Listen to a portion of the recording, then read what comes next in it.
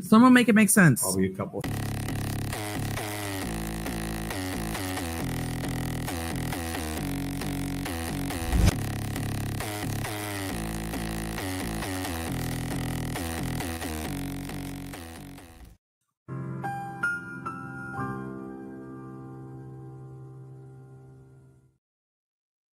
Hello, party squirrels of the world. Welcome, welcome, welcome to another live stream. We haven't done Shanna Gardner in a while here. I think the most recent one was the last installment of the death penalty motions, but there have been things happening in this case. So we are going to talk about what the heck is going on. So the latest court filings, we have two that have happened since the death penalty motions. This is the first. So this is from February 4th, 2025. So this is the state's fourth supplemental discovery exhibit. So the reason I wanted to look at this is because guess what? It's discovery, right? We don't always get this, but because Florida is Florida. So additional statements of the accused Shanna Gardner. And so, quote, marriage is really hard, like really hard. I should know with 2 failed marriages, end quote, from letter dated April 10th, 2024. And this is via the jail mail, it says. And then we have another quote. He reminds me of Mario a little, which terrifies me, end quote. So we don't know who she's referencing here, but I think the reason the state intends to use this is like saying that Mario is terrifying. Now, having said that, of course, anybody can understand that there's many reasons people could say that. Like when you've got an ex and then and then somebody else, I guess maybe it's another love interest. I don't know, but they remind you of another ex. I don't think that necessarily means terrified as in he's going to be a murderer, right? I mean, of course, Mario also didn't pull the trigger for this homicide. But anyway, okay. Then next quote, we all got a slap on the wrist, which is so much better than the 10 or 15-day DR we should have received. I'm feeling embarrassed. And this is where things start shifting more and more Mario-like tendencies. Again, Mario-like tendencies. This sounds like somebody's reminding her of her ex-boyfriend, again, which would disprove, like, yeah, the terrified thing is just out of context, it seems like. And again, that says jail mail. I guess these are all jail mail. Yeah, they're all jail mail. And then the last quote here, I see so much good in him. He is a damaged soul. You know me and my broken things. I could be very good for him, but it's like a Mario situation. He would have to be willing to work hard to heal himself, not to want me to fix him. What's interesting is who is she talking about? Did she meet somebody in jail? I mean, this has got to be, I mean, this is from April. This is from 2024, April of 2024. Who's she talking about? Did she meet a jail dude? Shout out for MCAT, or shout out to MCAT. Sorry. Justice for Jared. That's where I said, yes, I agree. Absolutely. Absolutely. And we'll see, because there's going to be some interesting things that happened here recently that we're going to look at with what the state's going to be able to do here. So, okay. And then statements contained on transcript from court proceeding, January 13th, 2025. Minimization guidelines for wire intercept. Don't really know what that's about. And that's basically it on that one. So the thing that was the most interesting, obviously, was these statements. The state, I mean, it's interesting that the state intends to use this. Like, this is a discovery exhibit, and it's these statements. Like, that are, the state thinks are going to prove something. Anyway. You know, they're not just bringing those in just because it's like, oh, the tea on her potential new love interest from jail. So, but here's the thing.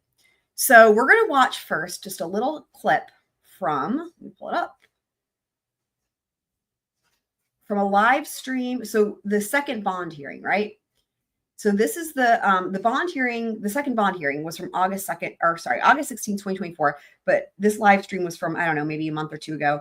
But this is where they bring in the thing with the checks. And so what we're going to look at is the thoughts that I had at the time, because it's going to be very relevant when we get into the hearing from February 7th. So let me unshare, reshare.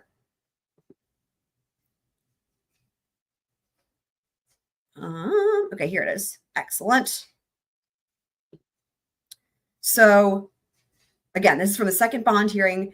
And, you know, previous to this part that we're about to watch, there had been, you know, they had actually witnesses come in. There's a lot. And of course, as always, for anyone who didn't see this, you can see, actually, y'all can actually see. You guys see down here at the scrolly bar, see all these different dashes? Here, these are all my timestamps, right? I have a billion. So I always do really, again, I always tell everybody, I have really detailed timestamps for anyone who hasn't seen the first or second bond hearing or anything else with this case and wants to be like, definitely check out, you know, I've got playlists for everything and anything. If you want to find specific moments, everything is timestamped as always. So, and that makes it easier for me for moments like this, right? Where I'm like, wait, let me go find that second bond hearing where I said something about my thoughts on the confession from Henry Tenon, right? Which is crucial for the state's case. And bada bing, bada boom, because of the timestamps, able to find it. So this is the context, though, as they're talking about these checks, because the whole thing with the state, similarly to the Adelsons, right? We've got first-degree murder, we've got conspiracy and solicitation, right? Similar scheme. So fewer people in this case, right? But similar scheme and all that. So part of that, if you're for any case, including this, including the Adelsons, part of it is they have to prove somebody was paid to do a hit job, right? That's part of it. So the financial part is crucial, right? With the Adelsons, they had that on lock. They had all the checks, the stapled money, all that, right? So they have much less in this case. But one of the main things that their case was hinging on, right, was what Henry Tenon said during his interrogation, after which he ended up, you know, taking a plea deal with these checks that he had, okay, which were supposed to, the checks were supposed to and should have corroborated what he said in the interrogation in order to prove he was indeed paid to shoot somebody via Shanna and Mario. Shout out to Twiz. Twiz is here. Awesome. So, for any of you guys you may have missed, I have a new intro that I'm doing. Shout out to Meg P. Does anybody want to see the intro video for those of you guys who are just getting here? What had happened was, as I say, the other day, I accidentally, you know how StreamYard has the 30-second stock, you know, everybody, you see it on like all these channels, right? It's like 30-second countdown and it plays that same song. I accidentally deleted it. And I thought, oh, you can probably just pull it back up. No, I can't find it. It's gone. And I was like, oh, so I don't have a countdown anymore. Okay, well, let's figure out how we can make a countdown video. And so I did that, and I'll play it just so you guys can see it because I'm really proud of myself. Like, I'm not a graphic person. I'm not a tech person. You guys know I'm just a squirrel. But I made this count. So even though we're already live and it's not actually a countdown to a live stream, I'll just play it so you guys can see because this is the first time I got to use it was right now since I made it.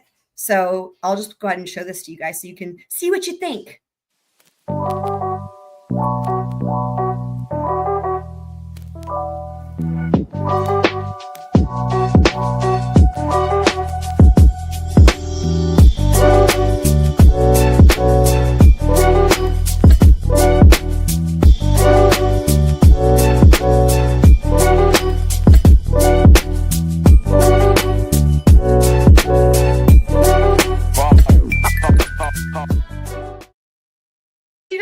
Do you like it better than the stock StreamYard one that usually I would use? And, you know, nothing wrong with it. Again, it was out of necessity that I made one. But what do you guys think? Do you like it? I can always also change it up and change the song. And I have it saved so that I can easily alter it, you know, for any reason, whatever. But let me know what you guys think.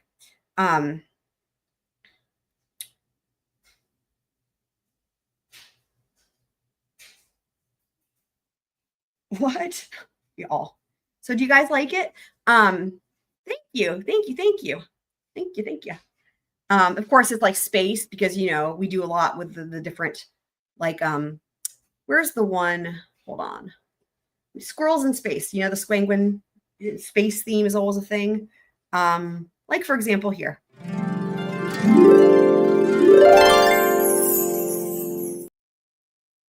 You know, so I could have gone with like a castle sort of because we like the magical squirrel themes, but I thought that was pretty cool. Neato. And by the way, I checked right before I went live. I didn't see anything else posted on the Idaho docket, but yeah. Oh, I see what you're saying, Twiz. That's funny. Okay, so yeah. So anywho, but with the checks. So again, they need to connect the fact that, you know, in other words, if somebody's not paid or promised something in return for committing the homicide, then you can't charge with like conspiracy and solicitation. You can't connect it to the other people if that's what the theory is from the state, right? Like, for example, if Henry Tenon, just not that there would be essentially a reason to our knowledge of why he would do it, but if somebody just goes and kills somebody, right, on their own volition, but they weren't hired to do it, then you can't charge with conspiracy and solicitation. You need to have that connection, right? So the checks were the big thing. The checks were the big thing. That was like, this is like huge for, would be huge, right? For in this case, just like with the Adelsons. So we're going to watch this from this live stream back from like what I said, like a month or two ago, something like that, right? About when we see these checks. And it's like the first time that we got to see the checks. And so, because it's going to be really relevant when we get to the hearing from the 7th. Okay. Never want to do. Then comes, I would say I saved the biggest Jose Baez. Flat out lie for By the way, for anyone who doesn't know how Jose Baez is my favorite defense attorney. That's not an easy slot to earn for me. You know, of course, he's the defense attorney for Casey Anthony, for those of you guys who've been following that coverage. But here he is. This is the reason why I actually decided to cover this, because I'd forgotten until Flash reminded me, shout out to Flash, that Jose Baez was also Shanna Gardner's defense attorney. I was like, oh, well, we're covering that too then, because I freaking love him. So here he is. It's like many, many, many years later, right? Like this is from August 16, 2024. So it's been 13 years at that point since the Casey Anthony trial. Here he is, hasn't aged a day, doing his thing. For last. And I go back to the court's order, where the court simply followed the money. It's where they started with their case. And they showed literally what I said. They followed the money. Yeah, he's like, they followed the money, and it's where they started with their case. So what does that also sound like to you guys, right? Fruit of the poisonous tree, maybe? Few slides. We can bring up. The court may recall this $5,000 transaction. Okay. On March 15th from Shanna Gardner Irrevocable Trust. This incredibly damning piece of evidence was presented, highlighted here in a red box. And then the next slide, we go to the next slide. We then show the transfer on April 26th from Shanna Gardner Irrevocable Trust. So you got one in March, one in April. And then they showed you other bank statements. We can go. Remember, those are supposed to be the installments made for the hit, right?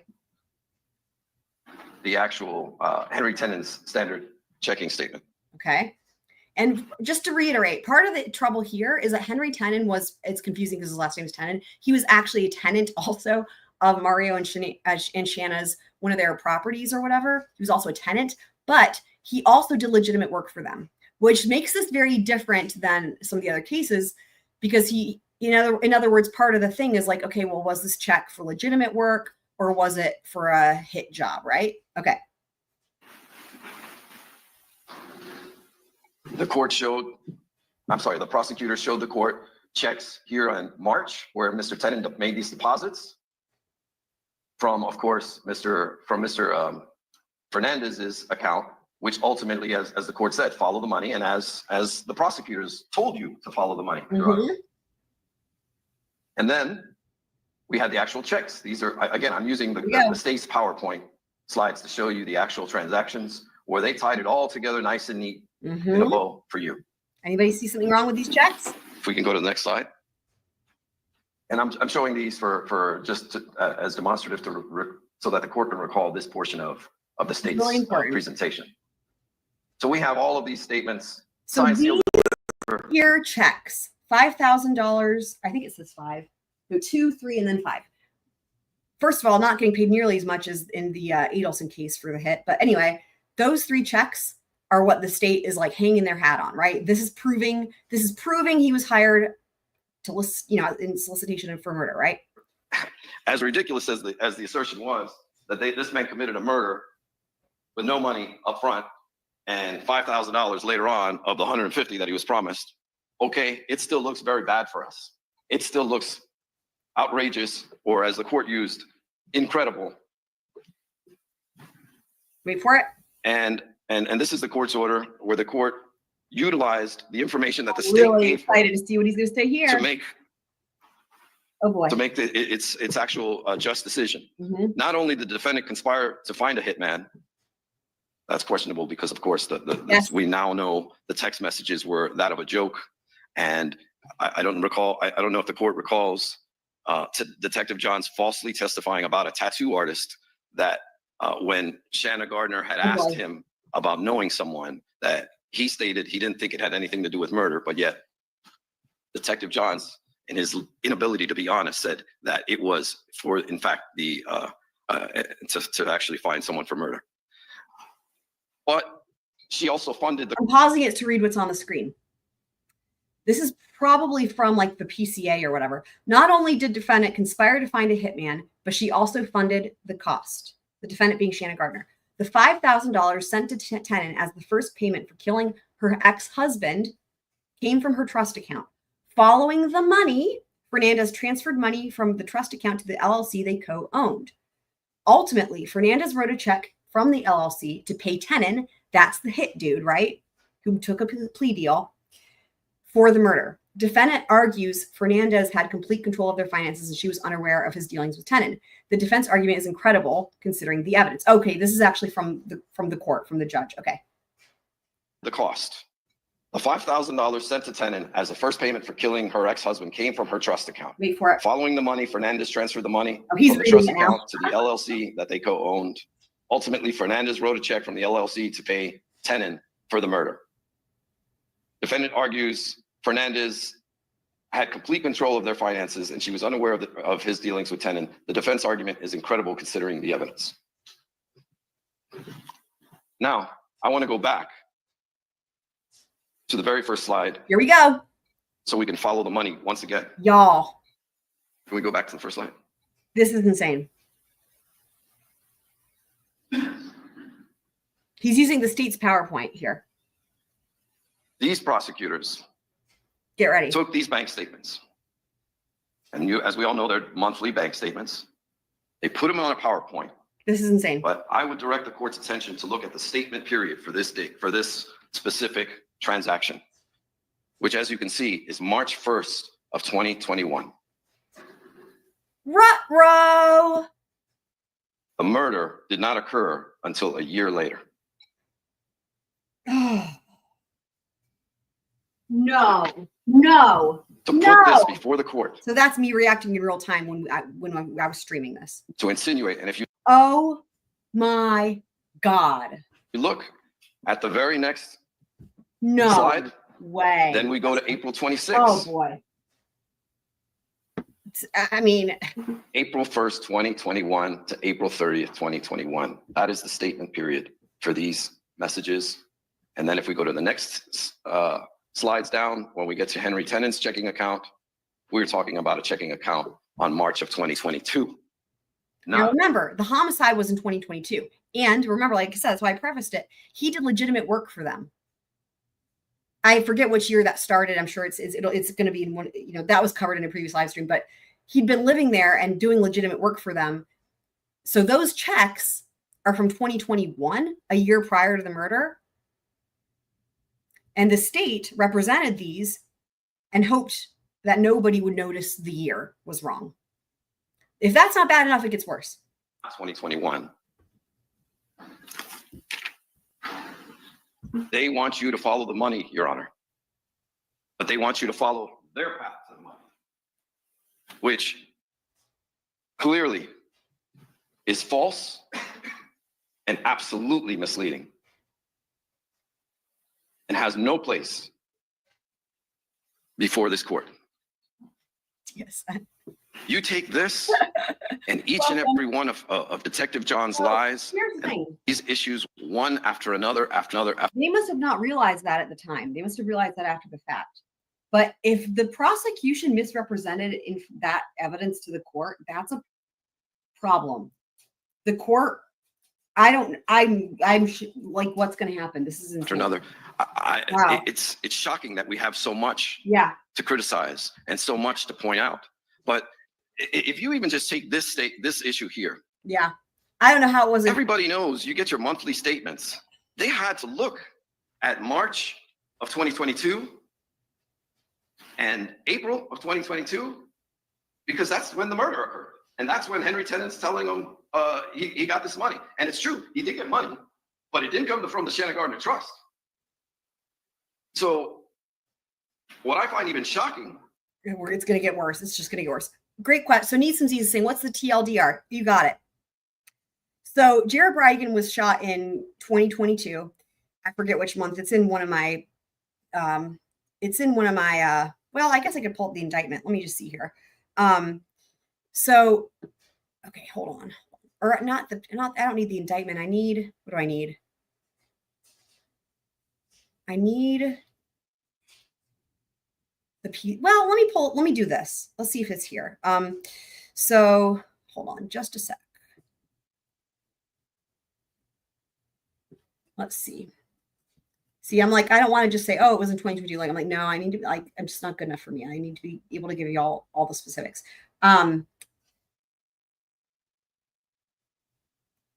Okay, hang on. These are the swabs. Where's their theory of the case?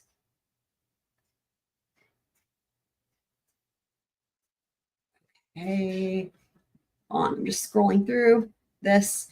I'm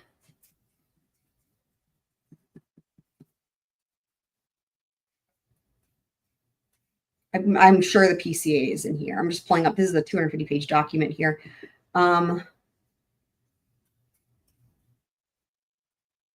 Okay.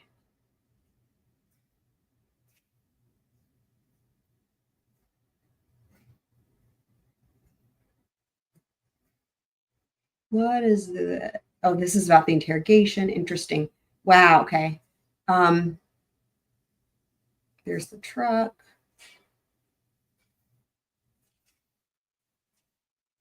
Well, so, okay. I'm going to go find that easily on here.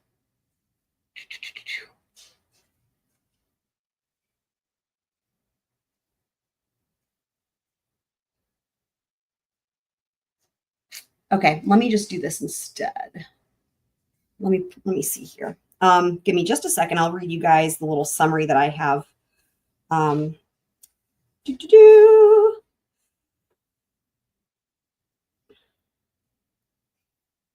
But it is a murder for hire.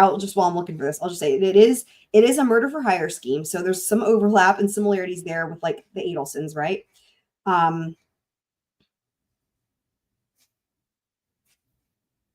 Okay, so my first live stream on this for this case was called Let's Start at the Beginning. That was from like 2 months ago-ish. Okay, so here we go. Background. All right, here we go.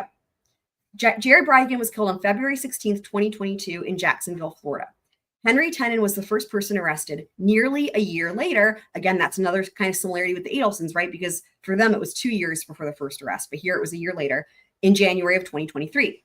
A second suspect, Mario Fernandez Saldana, was arrested in none other than Orange County in March of 2023. Jared Brigan's ex-wife, Jared Brigan, again, is the victim. Shanna Gardner was the last to be arrested in the alleged murder conspiracy in August of 2023. Henry Tenon was sentenced to 15 years in prison after striking a plea deal, while Mario and Shanna pleaded not guilty. The state is seeking the death penalty against both Mario and Shanna, and as of now, they are being tried jointly. They are, and that is still true. They're still being tried jointly. Death penalty case. So that's like the little overview there. So, so murder for hire, and so Tenon, after much interrogation or what have you, gave like a confession, and we're going to get into that because something happened crazy at the recent hearing. Okay, but they don't have a whole lot. Like you compare it again to the Adelsons, there's so much evidence in that case. There's so much evidence in that case. Like I've always say with the Adelsons, by the time you get to the first round of PCAs, that is the case is pretty much done, locked and loaded, sealed and delivered, like start to finish. It's like a flawless case, really. They've got everything step by step with evidence to prove it, to back it up, right? So here they didn't have a whole lot, right? They had, how did they get to Henry Tenon? Well, they got to him because of the truck. There was like, surveillance camera showed a truck or whatever. And little by little, and they figured out who he was, right? And then they, Jared Bride again, of course. So it was his ex-wife and her estranged husband are the co-defendants here. Okay. So, so again, kind of similar to the Adelsons, they've been having like a custody dispute and whatnot, right? Going on, contentious divorce, all that, right? And so Jared, the victim, right? He had since remarried, had new kids, he had kids with Shanna, he had kids with his new wife. Shanna had moved on to Mario, and they were estranged at the time of the arrest, but they were married. They're still married, technically. They're co-defendants, and they're still technically married. And so, but they didn't have anything. So they had Tenon. They get him, they arrest him, they bring him in actually under the guise of discussing previous like misdemeanor charge. Like he had some driving offenses. So they bring him in like, oh, we're going to ask you about these driving offenses or whatever. And then they end up interrogating him about the murder. And so eventually he makes some sort of confession. Now that the portion of that interrogation has not been released yet. I imagine we will see it for the first time at trial. Okay. His confession, but parts of what he says have been brought up, and it's going to come out more in this February 7th hearing that we're going to watch in a second. And so again, he's made that deal with the state, and a really great plea deal for him, right? Because basically they needed him. The state needs him, right? So there's like two main things that the state is using for their case. I don't think that there's a whole lot. I don't think there's really any, like, in other words, I don't think it's really in question. Well, Henry already pleaded. So Henry Tenon, the middle guy, he already pled guilty, right? Plea deal. So in other words, there's no question that he shot Jared. But the next part, which we're here for today, is right, like this, the involvement of Shanna and Mario. This is the conspiracy, the solicitation, right? So while they've got Henry pleading guilty to shooting Jared, right? The next thing they needed to do was they needed to find out who hired him, right? So that's where the two things that the state is resting on for their case, or who, that they're relying on for their case, is two things: the confession from Henry Tenon and the checks that connect Henry Tenon to the defendants here. Okay.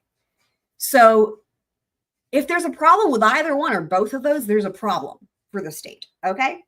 So what we're looking at here, what we just saw, was the checks that were supposed to be the checks paid to the hitman, right, for the homicide.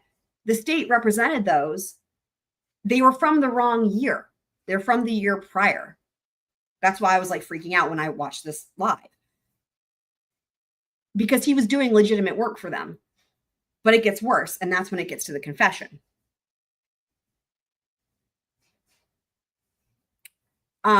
What's so crazy? Well, that's the question, right? I mean, the state's evidence that Shanna was involved has to do with the checks, the confession, okay, like I just mentioned. Other than that, the only thing they have with Shanna is text messages that she had sent from years ago. And kind of similar to the Adelsons, there's these text messages where if you're the state, these text messages are from 2015, guys, okay? Murder was in 2022. The state is suggesting that these text messages in 2015 are her being serious about hiring a hitman. Now, the defense is saying these are jokes when you put them into context. Now, again, sort of similar to the Adelsons now, but the big difference is the timeliness, because these are text messages from 2015. So it's not like, in the Adelsons, right, you have the shit with the TV and all the Charlie jokes happening prior, but also recently, right? In other words, even the alibi of the TV being repaired the day of the homicide. So there's a relevancy there. In Shanna Gardner's case, these text messages are from 2015. And so it's not until 7 years later, right? So that's a big difference. You don't have, in 2022, you don't have any of that. So Shanna's defense would say, she pled not guilty, right? She's not involved. But again, her co-defendant Mario is her estranged husband. They're still technically married. So there's two, they're being tried jointly still. It depends on who you ask, me, some Z's. Did she hire him? Well, it depends on who you ask. Like,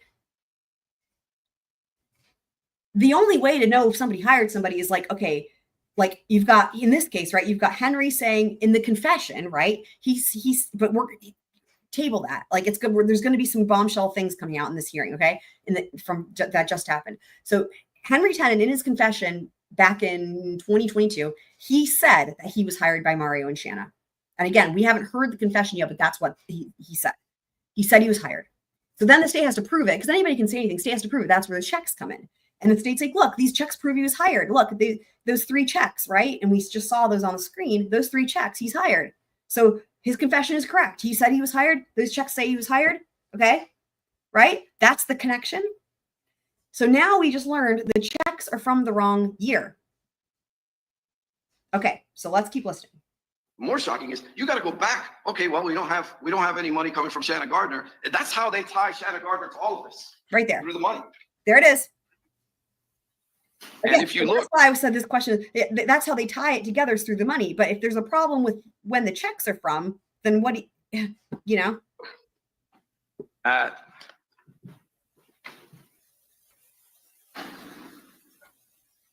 Back to the April 1 of 2021, just to be clear that it didn't come from the Shanna Gardner Trust. If you look right below the red box that they want you to focus on only, check 1052, he empties out the entire account. It's at 18,000. He when he says he's referencing Mario, the husband. He writes a check for 16,000. There's no longer any money. There's just 1,900 basically. Wow. Left. So you know now that they're lying to you, misleading you, putting forward false. So what did I say earlier when it came to the judge and what she cited for her reasons for denying bond? You know, we had the grand jury testimony from Kimmy. We had the text messages from Kimmy, right? And all of that. And remember what I said? I said, well, what have you got left? I said, you've got the fact that she said the financial gain, following the finances. And I thought to myself that was what, I'm pausing it just to say. So when I referenced Kimmy there, those are the text messages I was just telling you all about. The text messages from 2015 with her. Kimmy came in and testified and was like, these are jokes. Okay. So like I'm reiterating here exactly what I was just telling you all, that what they have is they have those text messages from 2015. Other than that, they have the confession, and then they have the money trail, supposedly, but now we see that the checks are from the wrong year. Kind of, you know, the one thing that maybe would be harder to dispute. But I spoke too soon. Wow. Because that's the thing, right? The checks is like going to be hard to get around, right? That's why I said I spoke too soon, because it's like in this case, everybody thought, okay, well, they've got these checks, like it's done, right? It's a done deal. But that was before anybody noticed that the year was wrong. So I guess it's a real document, so I can't call it a false document. But this is shameful and nothing less. And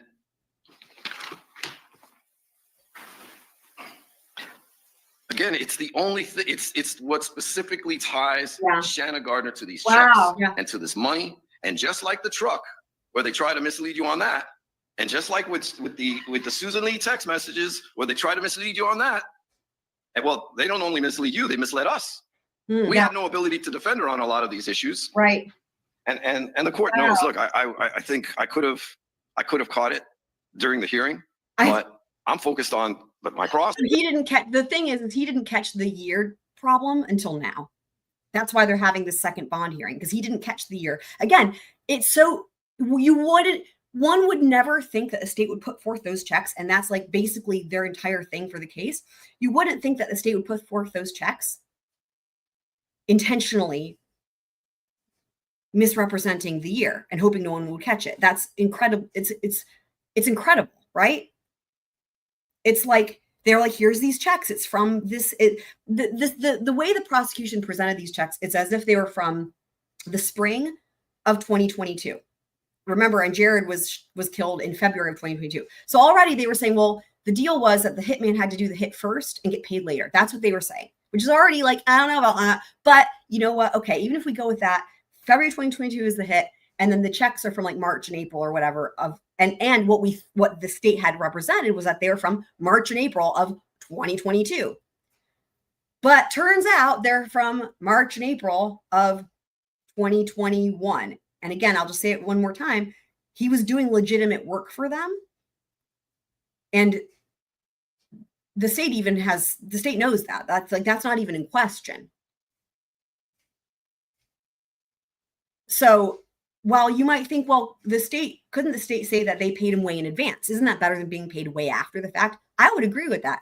But the problem is like, that's not the state's theory of the case. The state's theory of the case is that he was paid after the fact. And why? That's going to have to go hand in hand with the confession, which is the other thing. So let me go to my next timestamp here. So, okay, here we go. Why are the months of the murder or the months following, the 2 months following the murder for which they based this whole... So what the state did was they hoped that no one would notice it. Yeah, whatever. They submitted the correct months of the previous year and didn't turn over the discovery for the actual months of the year in question and tried to submit the wrong year as if it was the correct year and hope no one would notice. That's what that looks like.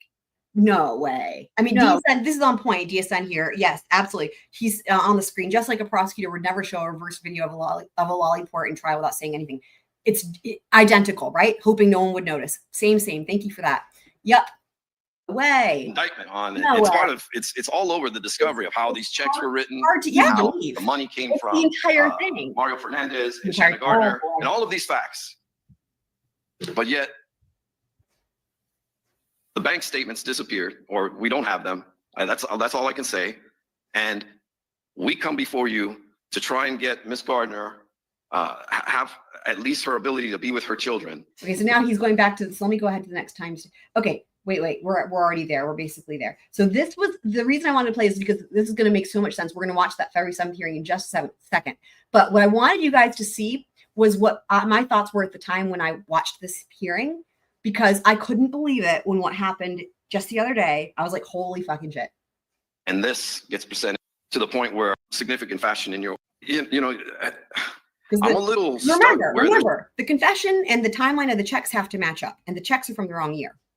There's just so much. Here's the thing. Here of false and misleading information. Here's the thing. So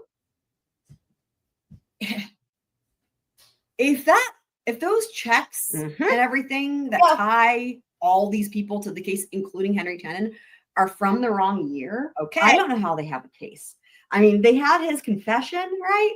But this is where this for me is getting into the territory of, was there like a false or coerced confession? Because the thing is that if he confessed and said, "Yup, they paid me," and he gave the story that they were putting forth, but the evidence is that that was a different year. Yup. What that should mean is that if you're doing your job correctly, then you should take a look and say this was maybe a false or coerced confession, because in essence, he told them it was at that time, right? A month before the murder and a month after or whatever. That's what he told them. Right. That's what I was saying. So because remember, the checks are like after, well, the months of the checks, the state had suggested it was from after the murder, like do the murder first and then we pay you. And the reason is because that's what he told them. But the year is wrong.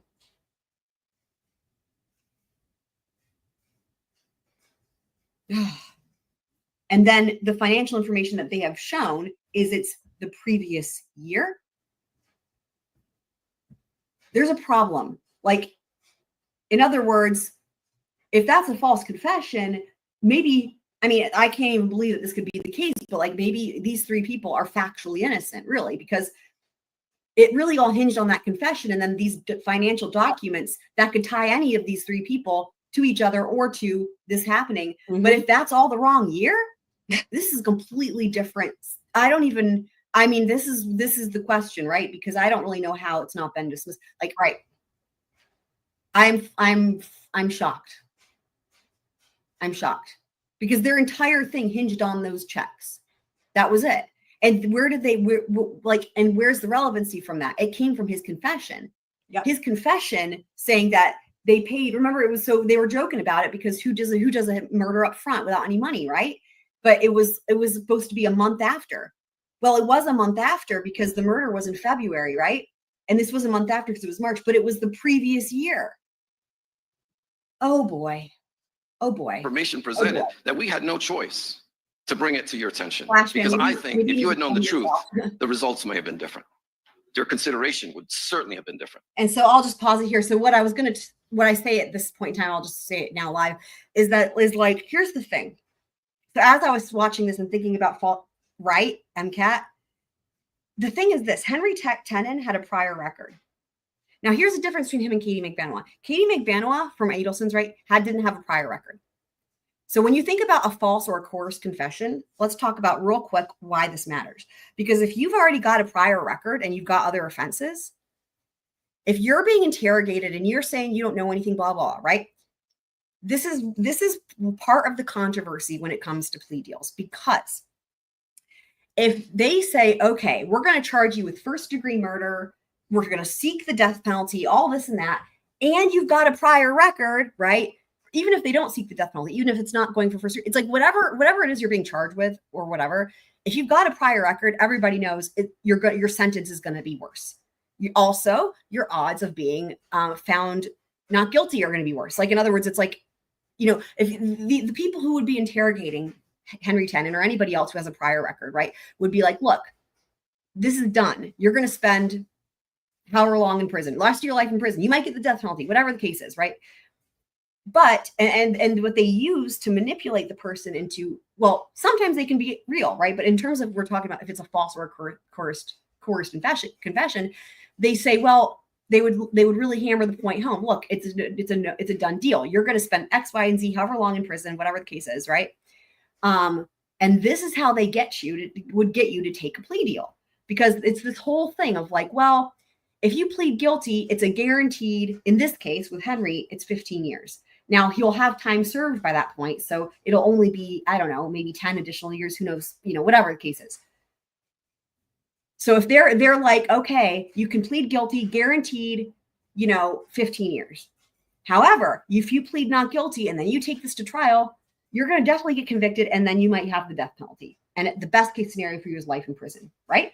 So it's that cost risk analysis where they say, look, if you can, or like gambling, right? It's like, let's just say they're like, look, would you rather have a guaranteed $100, or would you rather roll the dice and maybe you win $1 million, but maybe you have to pay $1 million? You know what I mean? It's the same principle applies. So that's where you can get into the fact that the only thing they had to connect Henry to this was sightings of a truck. And it was and he happened to borrow a truck from somebody. I don't remember all the specifics, but we're going to get into the investigative report at some point. But, potentially he was driving, but it kind of like with Brian Koberger, where like, they didn't have a plate number. They didn't have anything really, they didn't have like a really good image of the truck. They didn't have enough specifics. And again, contrast that to the Adelson case, where they have that Prius all over the place. They have the license plate, they have the Sun Pass, they have the rental agreement. That car was seen all over the fucking place at the ATM. It's like that. There's no doubt that is the same car and it's the correct car. Okay. That's not the case here. And so again, even when it comes to driving the truck or even doing the shooting, all or any of it could have potentially been suggested and then coerced, especially if it's like, it's like, look, it looks so bad for you. We've got all this and that. And again, it's like, would you rather gamble or would you rather take the guaranteed 15 years?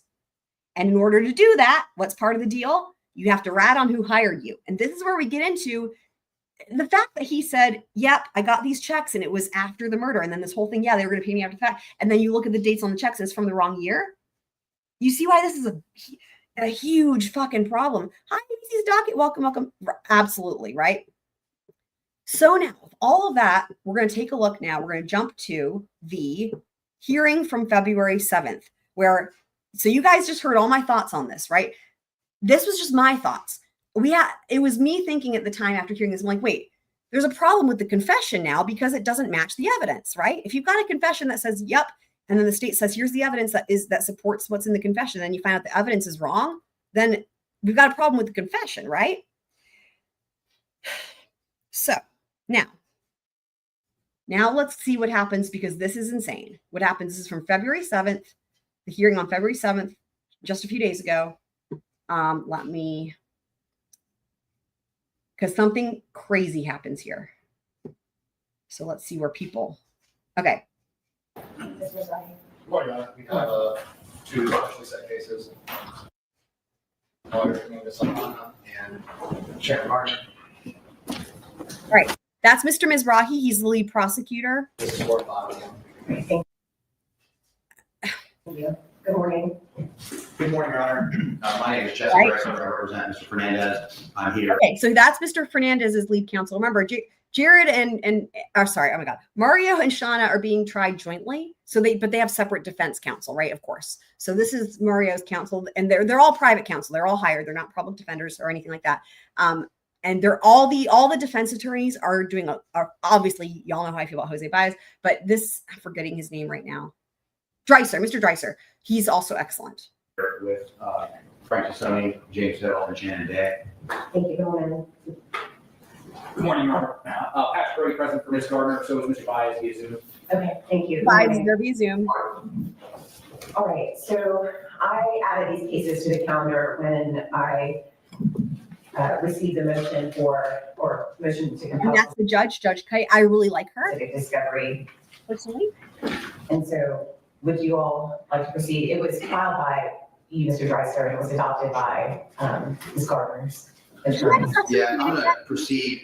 Thank you, Your Honor. I'll proceed as I guess would have, and then I know you indicated in a correspondence to us there was only portions that you wanted to address, so I'll try to be mindful of that. 11A, unless y'all have an agreement to address the whole thing, I'm prepared on A and B. I can imagine that the state does have information I'm requesting, but let me just go forward and then I'll let the state tell me what they want to do. Is that okay? Sure. Okay.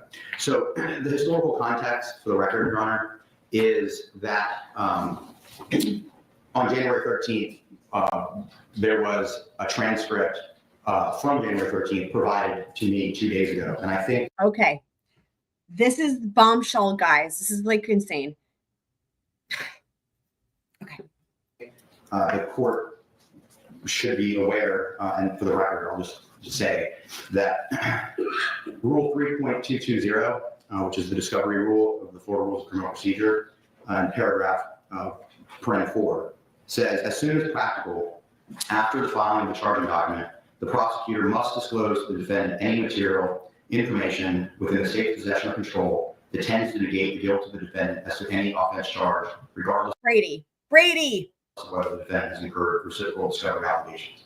So it's the defense's position, and I'll just put on the record that at the January 13th, 2025 hearing of Mr. Tenon, that pretrial, no one from the defense was present. So we had no idea, other than I'm sure. Mr. Tenant. Now, sometimes the subtitles will think it's saying tenant. Again, it's funny because he was actually a tenant as well. But they're talking about Henry Tenon, the dude who took the plea deal and made the confession. And now it's looking like, again, when you try to look at what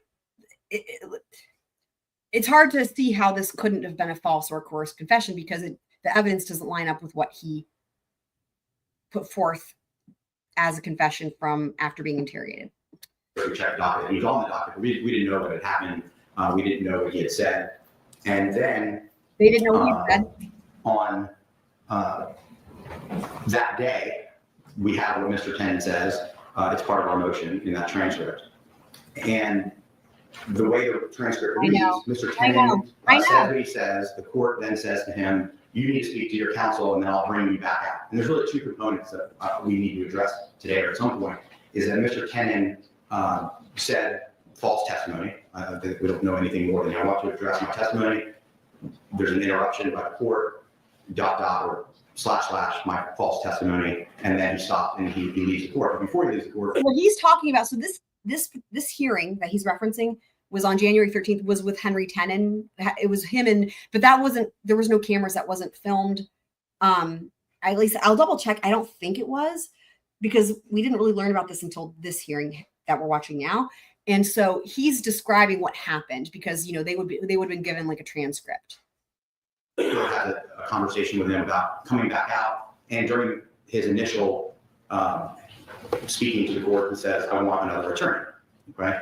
And then So Henry, on, so in other words, Henry's there for some sort, there's supposed to be just like a status hearing, right? Or whatever, like nothing, whatever. And so, but Henry pipes up, which is unusual. He pipes up and they're like, you don't need to say anything. He's like, I want another attorney. And he says something about a false confession and I want another attorney. That's what he's just saying. that day, Mr. Tenon is never brought back out. There's no record of a sidebar conversation.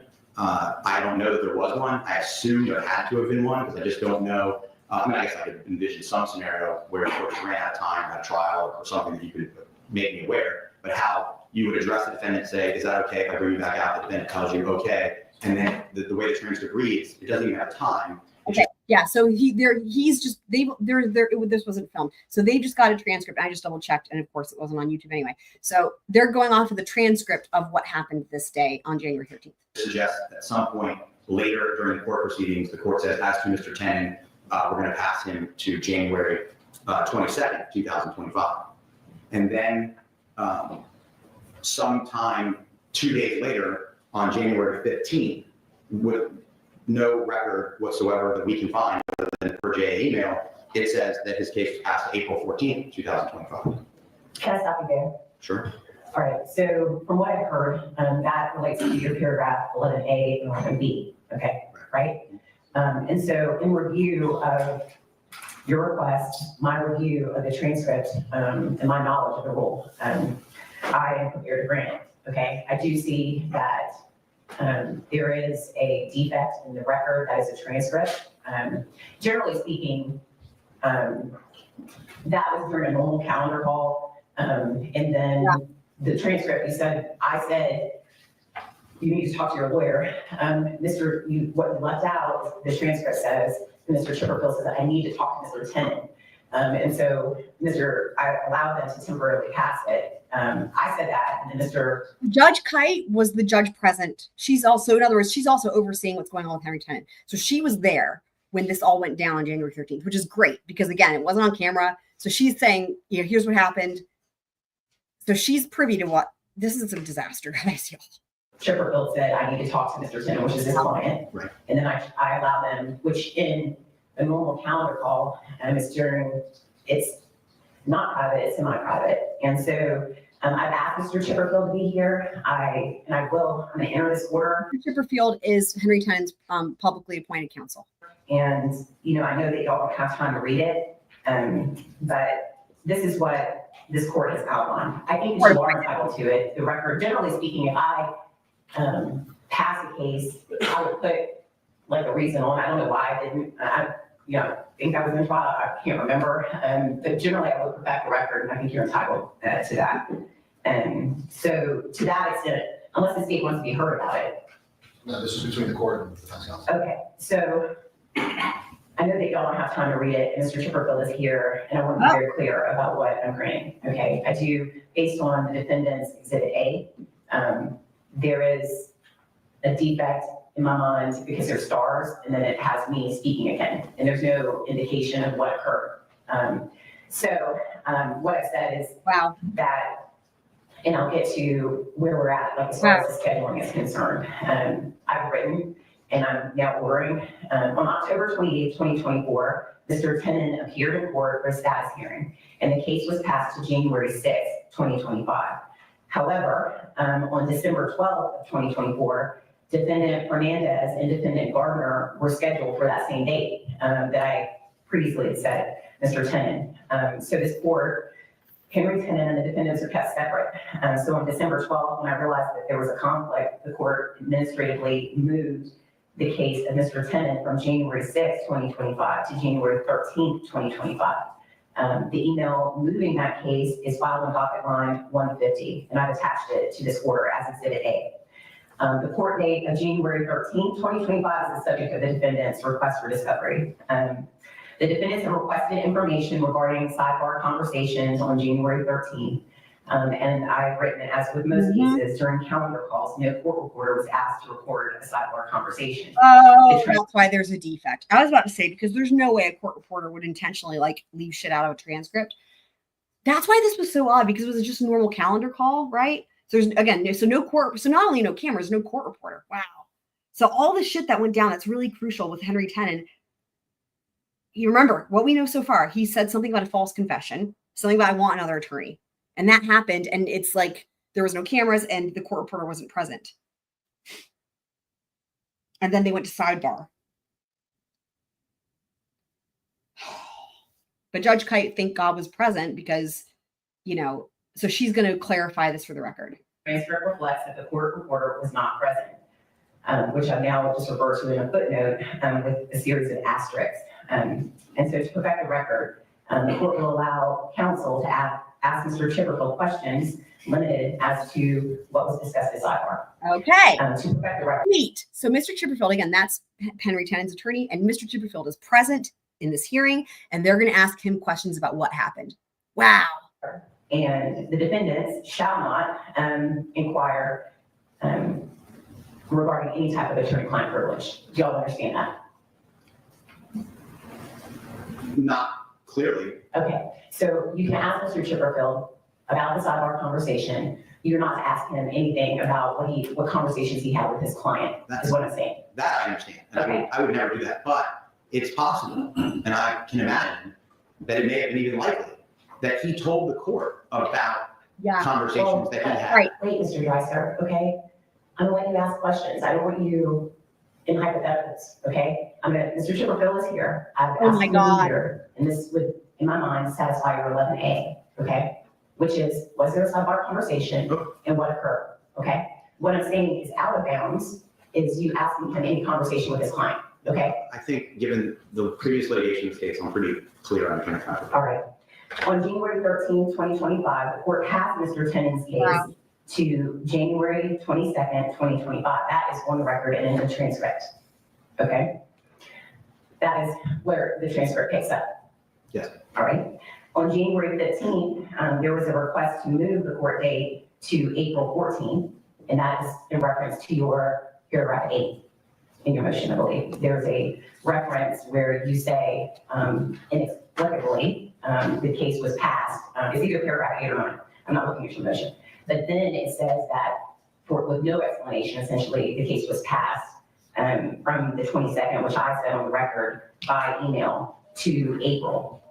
And it says the defendants have requested, the defendants have requested information from the court regarding the request to move the court date to April, the request to move the case, and the court's email to her judicial assistant approving the new court date and providing, okay, as Exhibit C, right? So it's going to be attached to this order and handed to you. So the emails moving the court date from the 22nd, which I said on the record, to the April date, the emails from counsel requesting that date, my email to my judicial assistant are being provided as Exhibit C, okay? And so I'm going to hand this, I'm going to sign this, I'm going to hand it to you. If you want to ask any additional questions, because that is not in the court's purview, you can confirm with Mr. Chipperfield if you like, if there were any other conversations, but to my knowledge, it was just an email, okay? And just to be clear, when I wrote this motion, and I did say inexplicably, it was inexplicable to us because of a devoid way of us to learn that. We weren't able to go onto court and see that. We weren't able to know whether there was a sidebar. So I want court to know that when I wrote those paragraphs, I'm doing so somewhat blindly and I'm casting a lying net. Yes, sir. You had mentioned earlier that I said sidebar conversations. I wrote sidebar conversations. I don't know what I don't know. And that's what I was writing. And I was trying to capture any scenario which I could envision. Yes, sir. I mean, and you didn't, honestly, like, I'm not saying it in a critical way. What I'm trying to explain to you is that I agree with you. Okay. That based on what you have brought to this court's attention, right, the record needs to be perfected. And if that would aid you with your, I don't know where y'all are at with C and D, but if this will aid you in moving forward with C or D that is outside of this court's purview, I'll have a hearing, but this should help you, is what I'm saying, okay? The other thing that's interesting is like, so none of this is planned, right? So like the reason that they had to call this hearing is because of what happened on January 13th with Mr. Tenon. And so this hearing from the 7th, and then there was another one from the 12th that we're going to watch as well, the 11th. So from like 2 days ago, those were not planned. Those were in reaction to what happened on January 13th, because now everything's going up in flames, basically. Excuse me. Mr. Hathaway. Three hands to the words. The first one with the red is the original, okay? These are for the attorneys. Mr. Bias? Can you hear me? Yes, I can. Okay. I know you can't see it, and I'm not exactly sure what the attorneys in court their ability to communicate with you. But where I left off, okay, so A and B, all right, those are of record, okay? Hold on, give me 1 minute. So A and B are of record, they're on the docket lines. Okay, are you following me? Yes, ma'am. Okay, now C is, By the way, there's Mario. He always shows up to these hearings in the prison garb. And Shanna, I don't know why this is, but Shanna was allowed. I don't know if he applied for it, but anyway, Shanna always wears plain civilian clothes, right? And he always wears the prison outfit. And Shanna's got to be there as well. I wonder, this could be her head that we're seeing here. what I just handed it to the attorneys. Does the state have one? They do, yeah. Okay.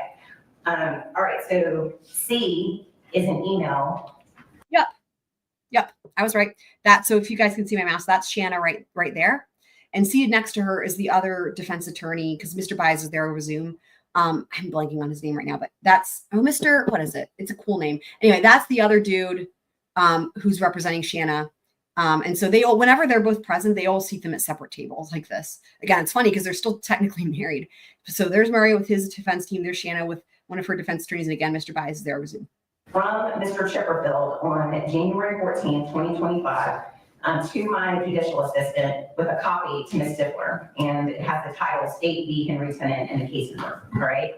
Then I'll read it so that you know the content of Exhibit C, which is not a record. Hey. It says, Judge Kite, we have resolved the issue raised in court yesterday after a meeting with Mr. Tenant. Both parties request that the case be moved from January 22nd calendar and set at least 60 days out for pretrial. We don't expect there to be any action in the case until the co-defendants take Mr. Tenant's deposition, respectfully, Al Chipperfield. Then, Oh my God. per the defense request, you asked for court emails, and I provided my email to my judicial assistant.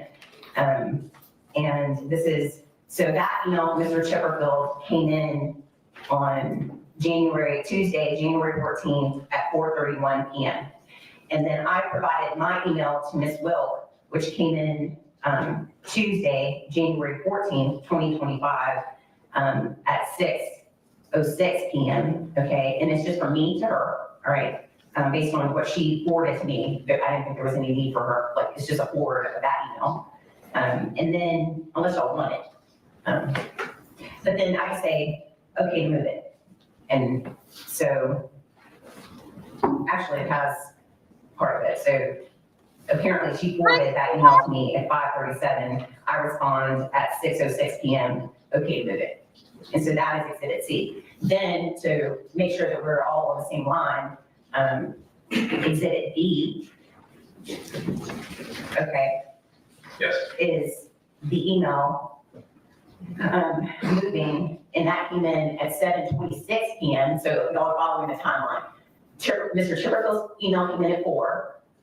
That was forwarded to me about 5:37. I respond back at 6:06 p.m.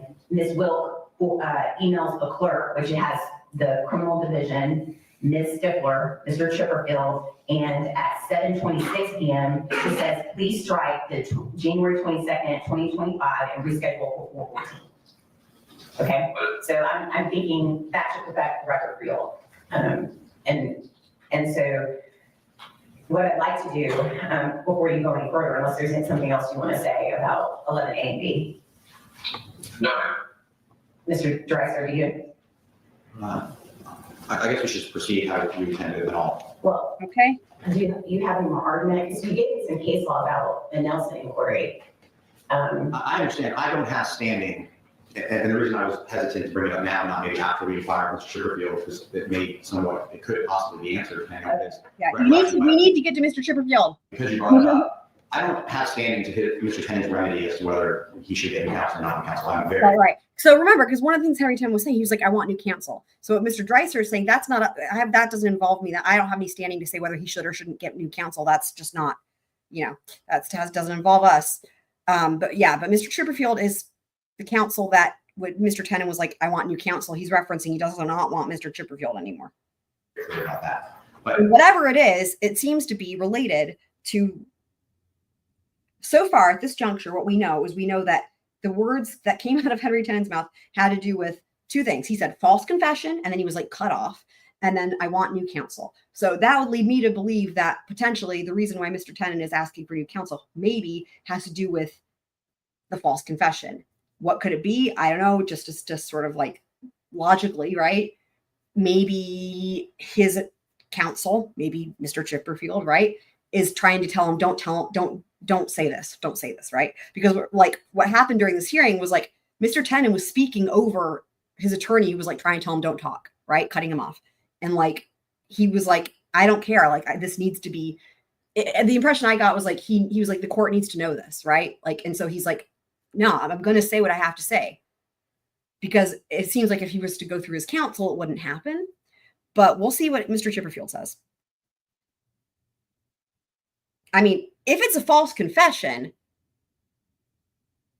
I don't understand why it would be helpful for Mr. Tenon, for, you know, if you're his defense counsel, to stop that, unless it's because you don't think it's in his best interest, because then again, we're going back to that whole thing of rolling the dice. Like maybe the reason, if Mr. Chipperfield's trying to stop that, maybe because he's like thinking you got this great deal, blah, blah. But again, that's going back to this whole problem with the plea deal, because if it's a false confession or a coerced confession, then 15 years is not the proper thing, right? You know what I mean? Like it's not, it shouldn't be that people get railroaded into pleading guilty so that they can have a guaranteed smaller sentence for a crime they didn't commit, right? That's not okay, right? So, but it's so crucially important as it pertains to Shanna and Mario, right? Because again, we learned about the problem with the checks back in August, and now this is January. You know that this happened with Mr. Tenon, January 13, 2025, and now he's saying it was a false confession, and there's no one. That was of his own volition, right?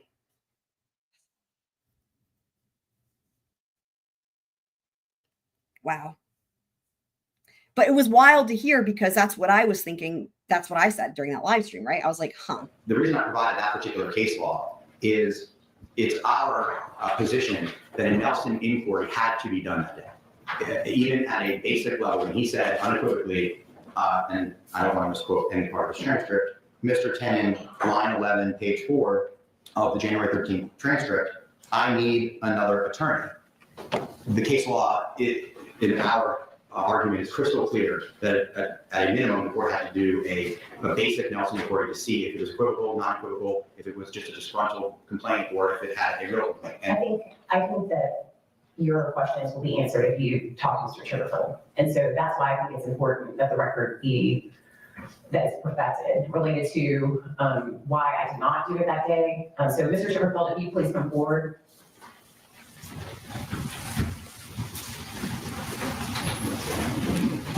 All right, sir, I'm going to ask it. I know you're an officer of the court, and so that if you just raise your right hand, please. Sir, you solemnly swear or affirm the testimony you give will be the truth, the whole truth, and nothing but the truth, so help you God. I do.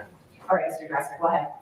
good morning, Mr. Chipperfield. I just, The court warned me that I should not ask you anything about your attorney-client privilege, and I want to say I'm not. Even if my question was poorly worded, because I didn't know whether I was going to ask you questions today or what the purpose for being here was until just a moment ago. I'm not asking you in any way to tell me anything that you and your client talked about. I would tell you. I know. However, I do believe what you told the court would not be privileged. So, number one, my question is, but besides the transcript of January 13th, did you speak with the court and the state attorney that day? Yes.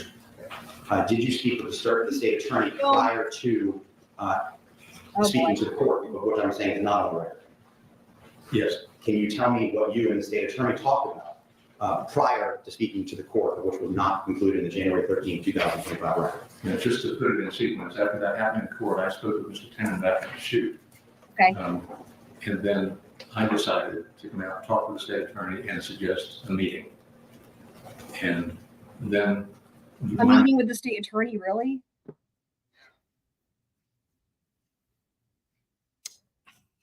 Does that seem like the proper remedy when he's just said his confession was coerced by the state? Memory is that we approached the bench and told the judge that we weren't, that I couldn't resolve it today. That I needed more time with Mr. Tenant. Wow. What did the state? Did y'all hear that? He's like, I think we can resolve it today. I just need more time with Mr. Tenant. I don't like how any of this sounds. I don't like how any of this sounds. think then the judge just said we would pass it till the 22nd, and then we would get back to her if we needed another date. We'll come back. What did the state respond or say in response to what had happened in court? Do you have any recollection? And I know from working with you for over 15 years in some capacity of trading files back and forth, would you agree that you're a meticulous note taker? Yes. Do you have notes that reflect these conversations that you talk about what the state handled in court? Yes. Did you review those notes before you came to court? Yes, and I have them with me. Good, you took notes, thank God. To your recollection, do you recall, other than telling the state that it could not be resolved today and that you wanted to pass it, what did you? Okay, so here's what's going on. Remember when they were like, Mr. Dreiser was like saying that he wanted it clarified on the record why the date was passed a bunch of times, right? It was unclear to me at the time why that was such a big issue, but now I understand it. It's because, and it's interesting, it's because initially Mr. Chipperfield had said, look, let me just have some time to talk with my client. We can resolve this today.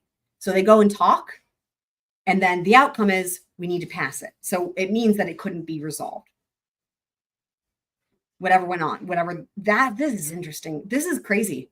You say specifically as to any more detail, and what is your recollection or notes as to their response or any other commentary they may have made to you? I suggested that we have a meeting and not bring him back into court, pass the case, and then the state responded that they were trying to get him transported to the state attorney's office for a meeting. Why? No. What? How is that the solution? Oh my God. You've got Henry Tenon, who's pled guilty, right? You've got the evidence with the checks that doesn't match what he said in his confession. Problem. You've got the fact that that he has a criminal record, which you know is going to be used in coercing a plea deal potentially. There's that. Again, adding to that, the evidence doesn't match what he said happened. Then you've got Mr. Tenon saying false confession and saying, I want a different attorney. Then you've got the defense attorney, Mr. Tenon's defense attorney, saying, hold on, let me just go talk with him. I bet we can clear this up today. Then you have him coming back and saying, we're not going to get this cleared up today. Let's push the case out. And oh, by the way, let's have him meet with the state attorneys at their office. What? This is not, what this seems like to me, just my reaction to this, is like, how many people are they gonna throw at him being Mr. Tenon, to try to talk him into recanting that statement? I mean, because one more time, I'll say it, right? The whole thing for this case, for the state, in terms of Shanna Gardner and Maria, right? Two things, the checks and the confession. Well, the checks are fucking bogus because they're from the wrong year. And now you've got Henry Tenon saying it was a false confession. This is why I was like, is the state's case just gone up in flames? Like, to me, after the whole thing with the checks, I already didn't understand how this was still moving forward. That was already didn't make any sense to me. And maybe it's because they're like, well, we can rely solely on the confession. Although, again, but the confession doesn't make any sense because it doesn't match the evidence. But now you've got the hitman himself saying it was a false confession, which to me only makes sense because how else is it possible that the evidence doesn't match? How else is it possible? Like, that's why I wanted to play that thing from the other hearing, because I was like, that was what I said at the time. And now we have Henry Tenon coming in and saying it was a false confession. And now we have them trying to say, no, let's just meet with him. And dude, I can't. They want to meet with Mr. Tenon. That what prompted a meeting that the state felt was necessary to transport Mr. Tenon. Incredible. I think it's a good idea to have a meeting. The last thing that needs to happen is the state meeting with Henry Tenon. Henry Tenon asked for a new attorney for a reason. And maybe it's because this defense attorney is like, here, the solution is to put him in front of the prosecutors again. Like, that doesn't compute for me. It doesn't compute for me. What computes for me is like different attorney, and not like, it's almost like trying to say hush hush on the truth, right? Like, they don't want him to say it was a false confession. It just blows my mind. Do you have any other information about that conversation that you can share, or that I may not asked that question. So is there any other information about that you have in your notes or your memory about the specifics of that conversation that relate to what had happened in court prior to that conversation occurring, meaning the transcript of January 13, 2025? And I think I told the state that I thought I suspected that there may be an inmate in the jail who was influencing this lieutenant, and that it could have been the co-defendant had gotten to it. That's my suggestion. Do you have information that that's true? Interesting. No. Was that just speculation of you doing this kind of work for? So just to read, so it's because audio is terrible. What Mr. Chipperfield, whatever the fuck's name, just said is like that. Now this is just Mr. Chipperfield's whatever. This is his suspicion. What Mr. Drexler just asked me, he doesn't have any evidence of this. His concern was that maybe one of the co-defendants, so either Mario or Shanna, got to one of the jailmates or whatever and coerced him into saying it was a false confession. But there's no evidence of that. Wow. But you better believe that's what the state's going to try to say happened or hope happened, because they're fucked otherwise. They're just fucked. Decades. It was me trying to figure out why my client had surprised me in court.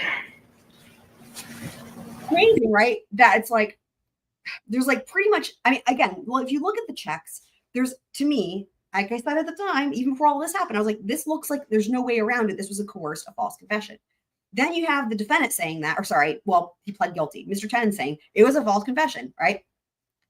And then you have the response to that. Well, no, he wasn't coerced by the state. He's coerced from another inmate to say it was a false confession. I feel really bad for Mr. Tenon, first of all.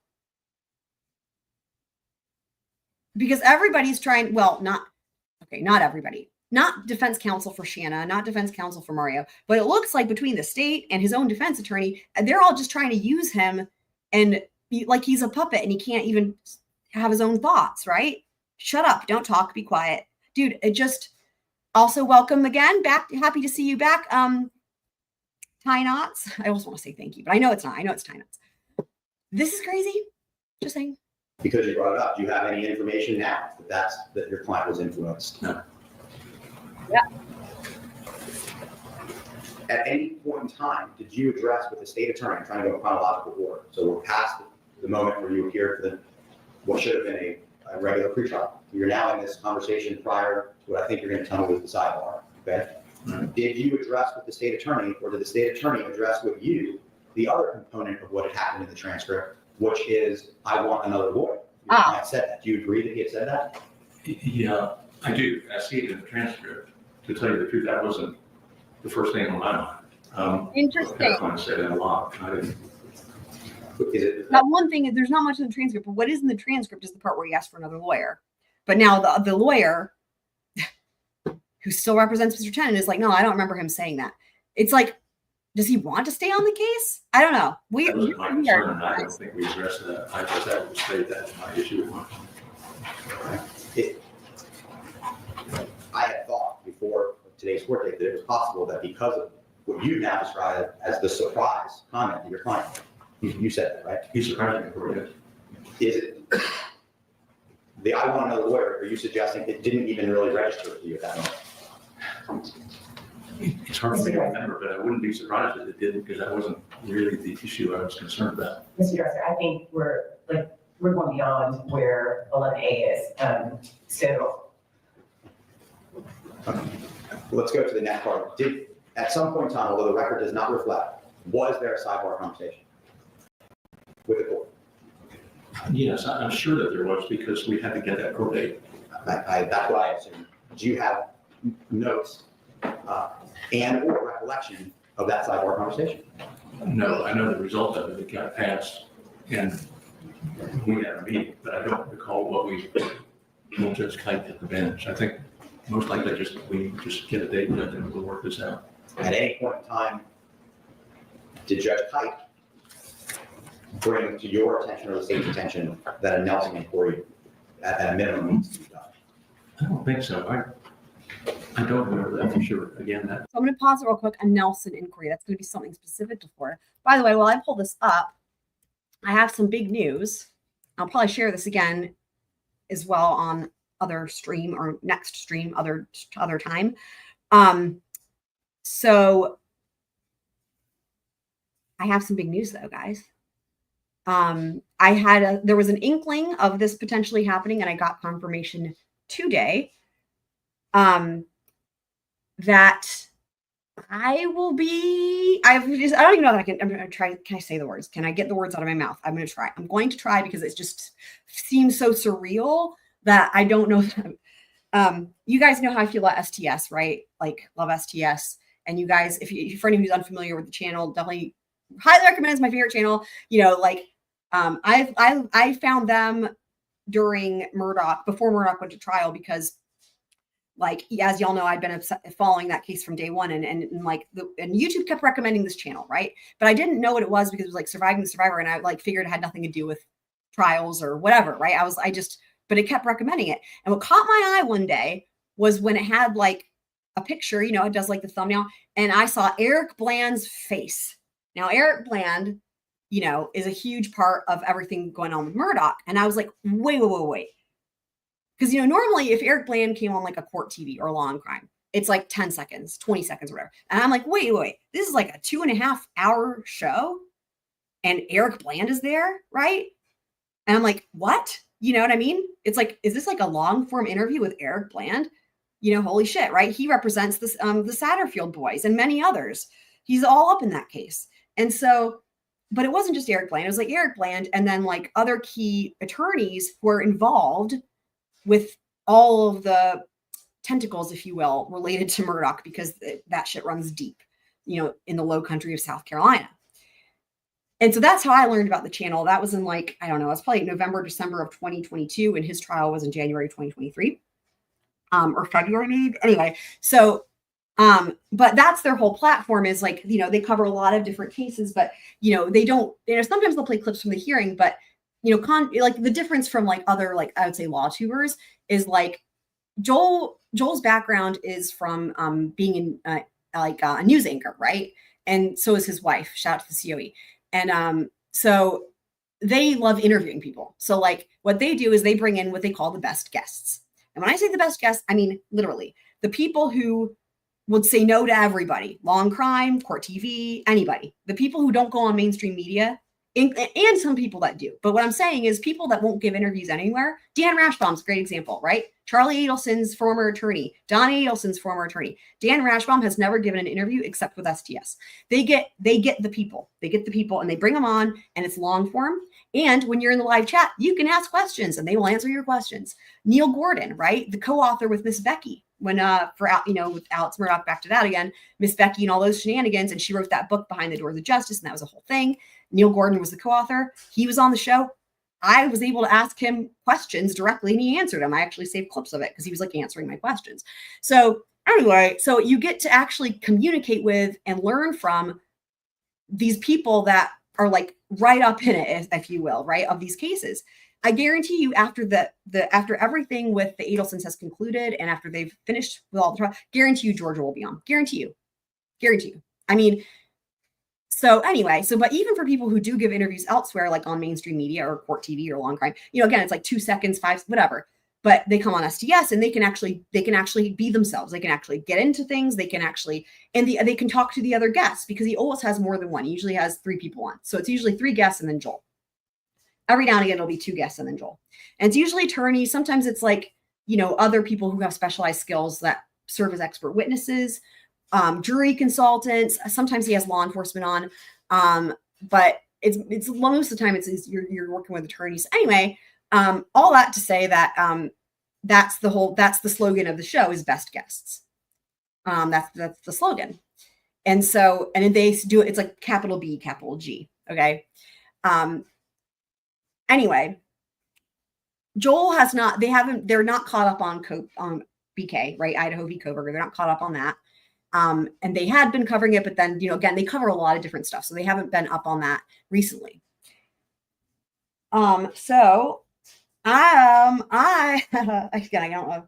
I'm going to be a best guest, guys, apparently, on the show to talk about Koberger, you guys.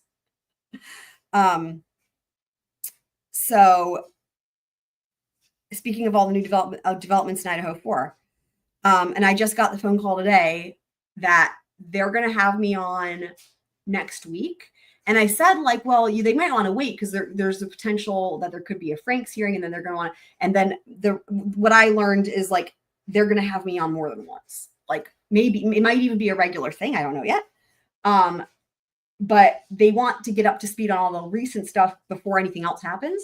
So likely I'll be on next week, and then maybe, you know, it could be a regular thing. I don't know yet. But like, it's going to be me and 2 attorneys. I mean, again, usually because it's usually 4 people, including Joel. So like me, Joel, and then but it's good. The other people are going to be attorneys. Is the point? There's going to be attorneys, and there's going to be me.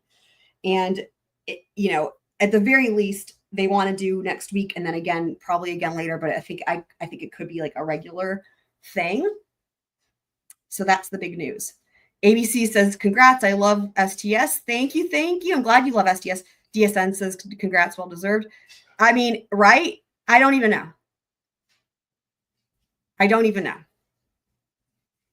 And there's a potential, Twiz, if you're still listening, there's a potential that they might even use some of the map stuff, because I was telling, I don't want to say somebody's name. I was telling the person who called me today, who's in charge of getting the people, like I told them that, you know, if they want to use any of that, they can. I said, but to my knowledge, it's the first and only time that somebody has placed the towers with the maps, with the suggested routes from both sides, and like all that, as you guys who've watched it have seen. It's like, in my mind, I'm like, this is a thing that we need, and no one's done it, so I'll just do it, you know? And so I went ahead and said, you can also take a look at the stuff I put together with the cell phones and anything. I was like, you know, they can have whatever I even mentioned the master list. I was like, if they want to use that, they can. So yeah, crazy, right? So I'll keep you guys posted. Again, I'll probably mention this again. I have another stream tonight. I'll probably mention it again. I'll probably mention it again several times, because I want to make sure that anybody who's interested in watching knows. And I know there's some people who follow only certain things that, you know, I'm covering lots of stuff. So anywho, but yeah. So thank you. Yeah, right. And like, I mean, it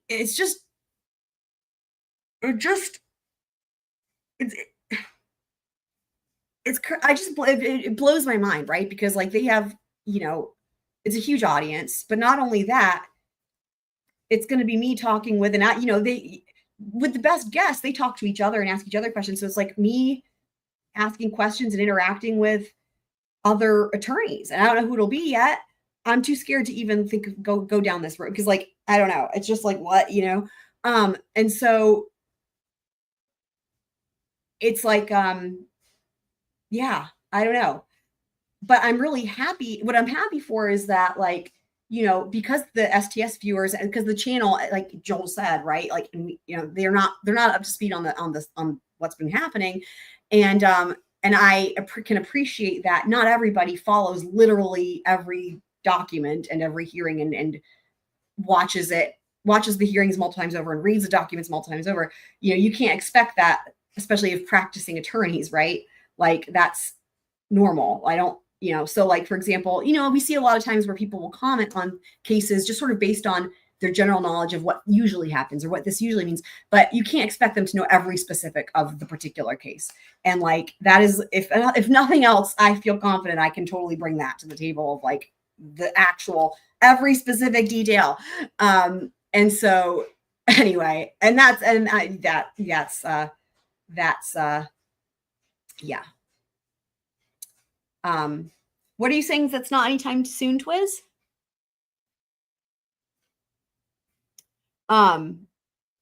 So yeah.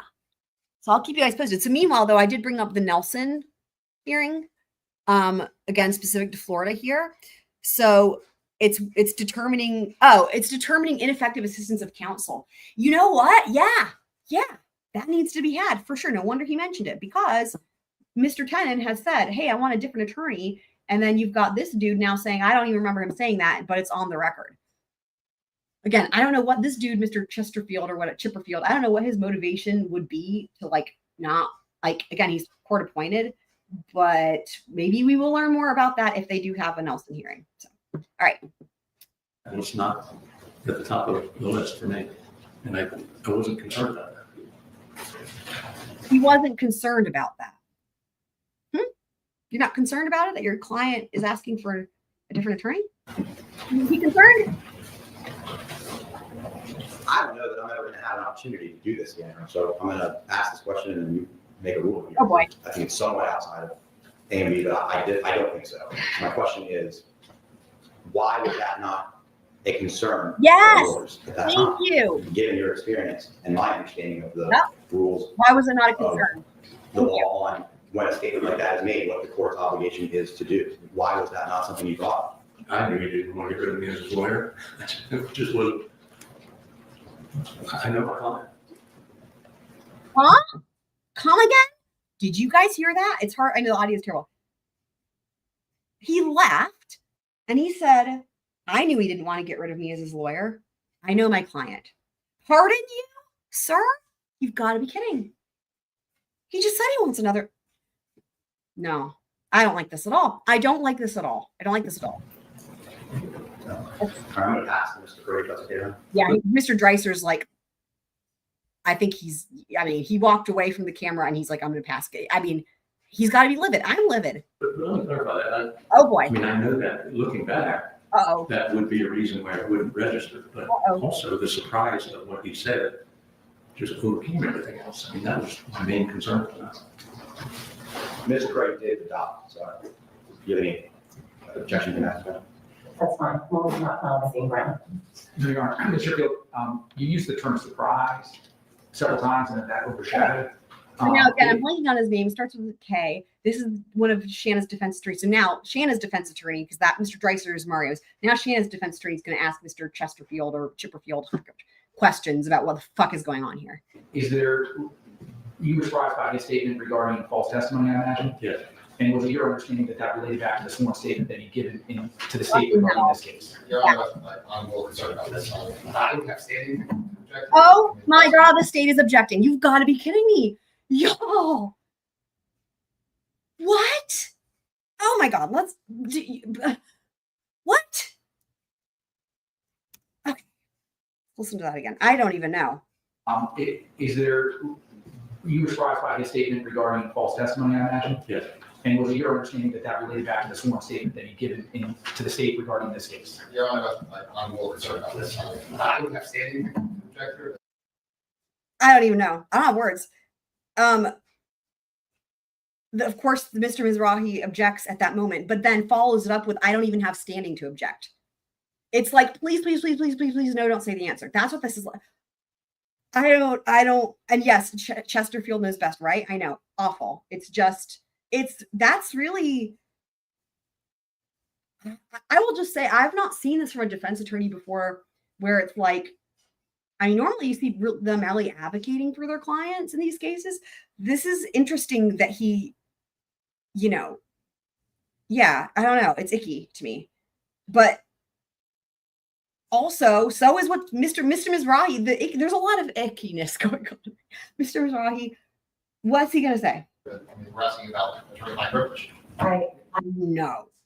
I do not want y'all talking to him about anything potentially that his client said to him. Y'all have an opportunity to depose this witness. This is only to perfect the record, and I'll read it to you all. Y'all requested any information, correspondence, conversations, summaries / notes, sidebar conversations, emails with Mr. Tenant's counsel, who's Mr. Chipperfield, the court's judicial assistant, the clerk's office, and/or that provided information as to why Mr. Tenant was not brought back out to the courtroom. Okay, so that is, in my mind, not Mr. Chipperfield's thought process, and I thought Yes, that is you said what I was afraid to say because I can't yes, I'm sure that's true. So DSN saying there's got to be a certain percentage of court appointed lawyers who will roll over for the prosecution, and that's what I'm afraid of. But that's what this 100% fucking looks like. There's literally no other reason for it, and the thought of that makes me feel like I might throw up. Because what do we do if that's like, what do we do? What do we do? If that's the case, if there's even one defense attorney, court appointed or not, if there's any defense attorney who will just roll over to the prosecution, just one in this country, we need to throw out this entire thing and start from scratch. Because I'm sorry, no.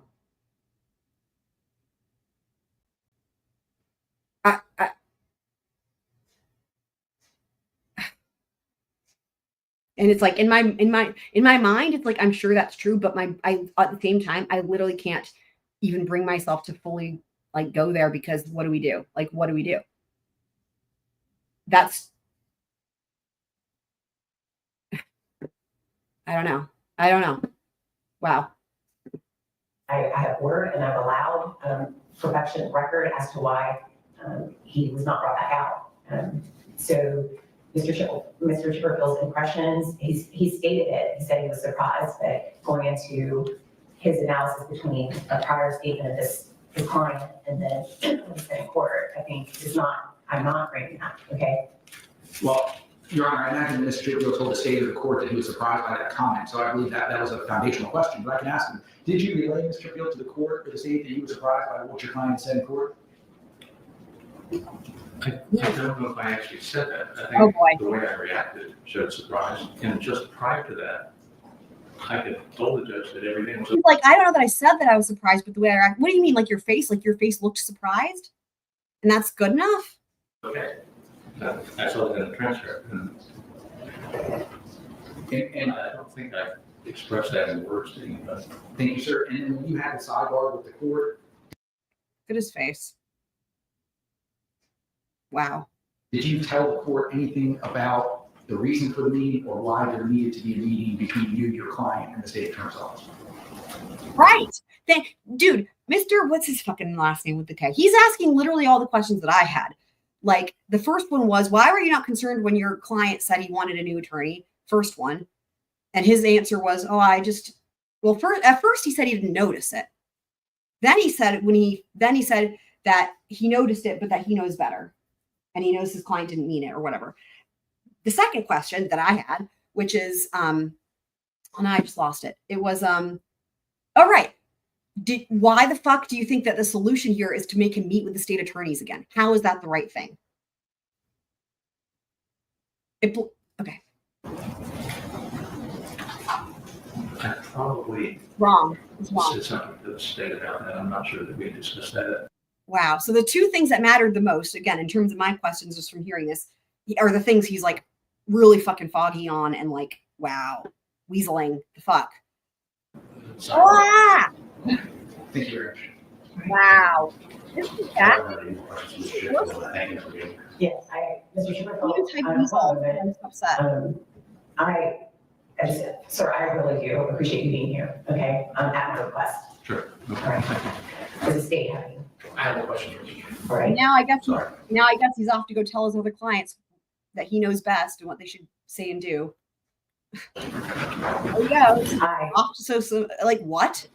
imposed on Mr. Chipperfield about, so he showed up about hardly any notice, so, and I didn't really communicate why.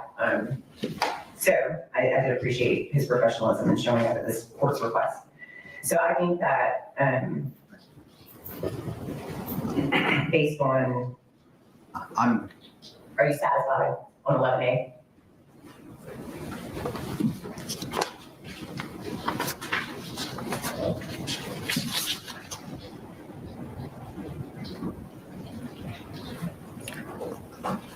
No, because this is the rub in the road. He's not for us. satisfied.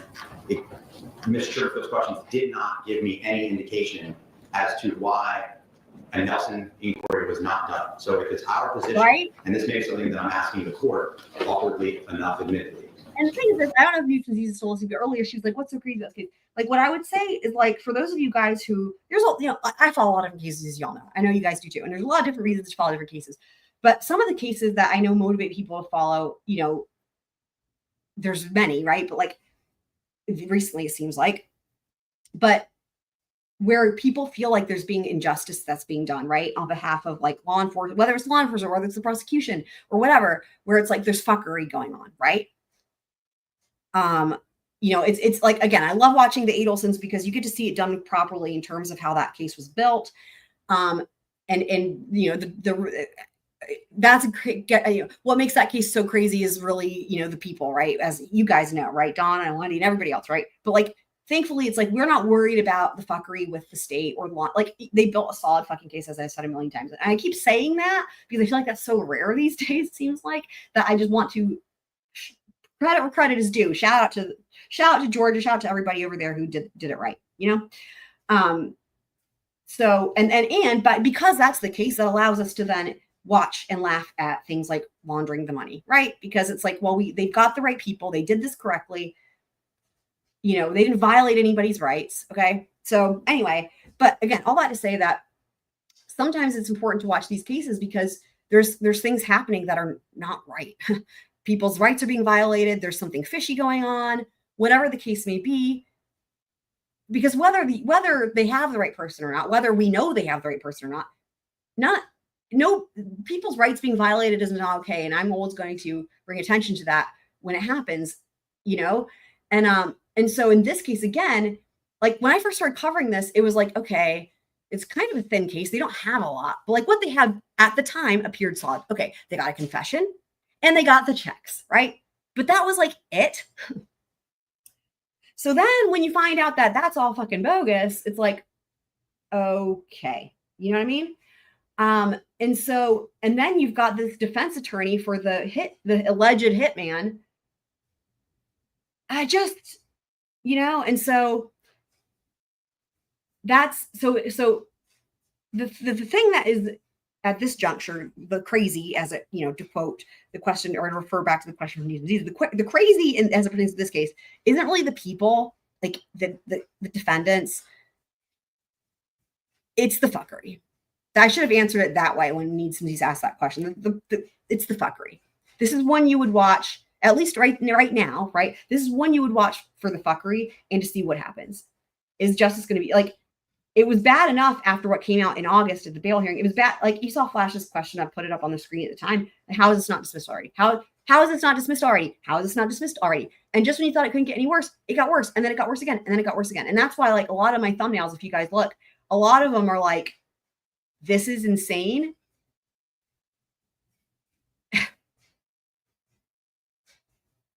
So if you were aware through your experience that comment was made, I need to know where. That's a good question. ABC's docket is saying, but isn't it ultimately the state's responsibility to ensure the defendant gets a fair trial? It should. It should be. It should be. But it's not. It's an adversarial process, right? Whether it's civil or criminal, you've got two parties. Well, depending, when it comes to civil, sometimes there can be more than one party, it can be multiple parties, but it's nonetheless, it's an adversarial process. Like for example, fair trial. Let's talk about Brady evidence briefly, right? The state wouldn't be held to, and law enforcement, right? They wouldn't be required to turn over Brady evidence were it not for some defense attorney. I wish I knew who it was, the defense attorney in Brady v. Maryland, who made that happen. Because they said, nope, this is not okay. And it went through the process. And eventually the U.S. Supreme Court said, yep, it's not okay. It's not okay. And now it's case law.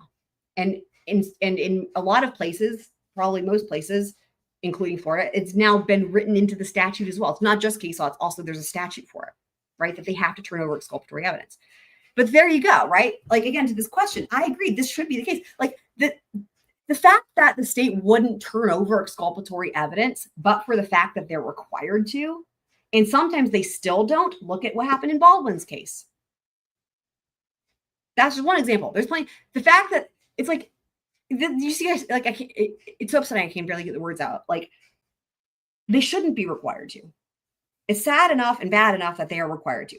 But on top of that, even when they're required to, they still don't always do it. So that's just one example of how it's, if it wasn't for defense attorneys, all of us could be in jail right now. There would be nothing stopping the government. And by the government, I mean the state or whatever, there'd be nothing stopping them. The only thing that keeps them in check is defense attorneys. That's it. If the state went ahead and violated everybody's rights or, a defendant's rights, whatever, whether it be Miranda, whether it be Brady, whether it be any of their constitutional rights, and a defense attorney didn't say anything, it would just, unless the only other recourse would be after they're convicted, after having their rights violated, they could have maybe, they could file like a civil rights violation, like a civil suit, right, against the government. But how is that a remedy for being wrongfully convicted. It's not, you know what I mean? They can't, what's that going to do? So like between the two, I'm sure they would prefer to have not been either wrongfully accused, wrongfully charged, or wrongfully convicted. That's a bigger problem, right? So if it wasn't, y'all, I know ABC's docket, I seriously hope I never get arrested, right? And you guys, anybody, any of us, when they arrest you, if that happens, if anybody gets arrested, the only words you need to utter are, I want an attorney. And if they try to make you second guess that, say it again. Because without defense counsel, they can make things be whatever they want.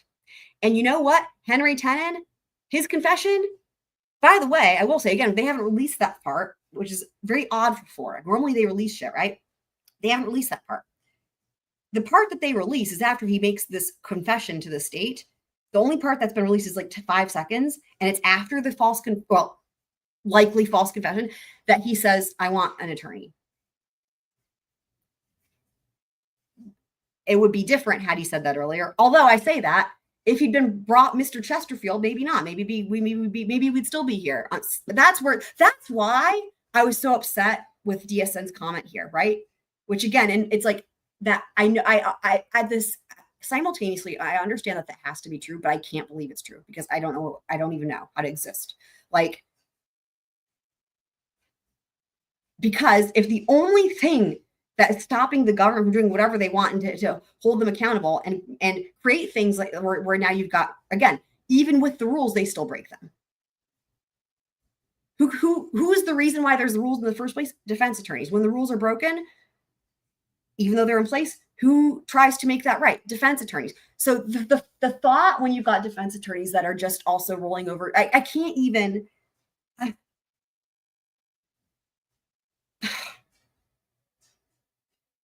Right? Oh my God. I want that dude. Yeah, Chesterfield. And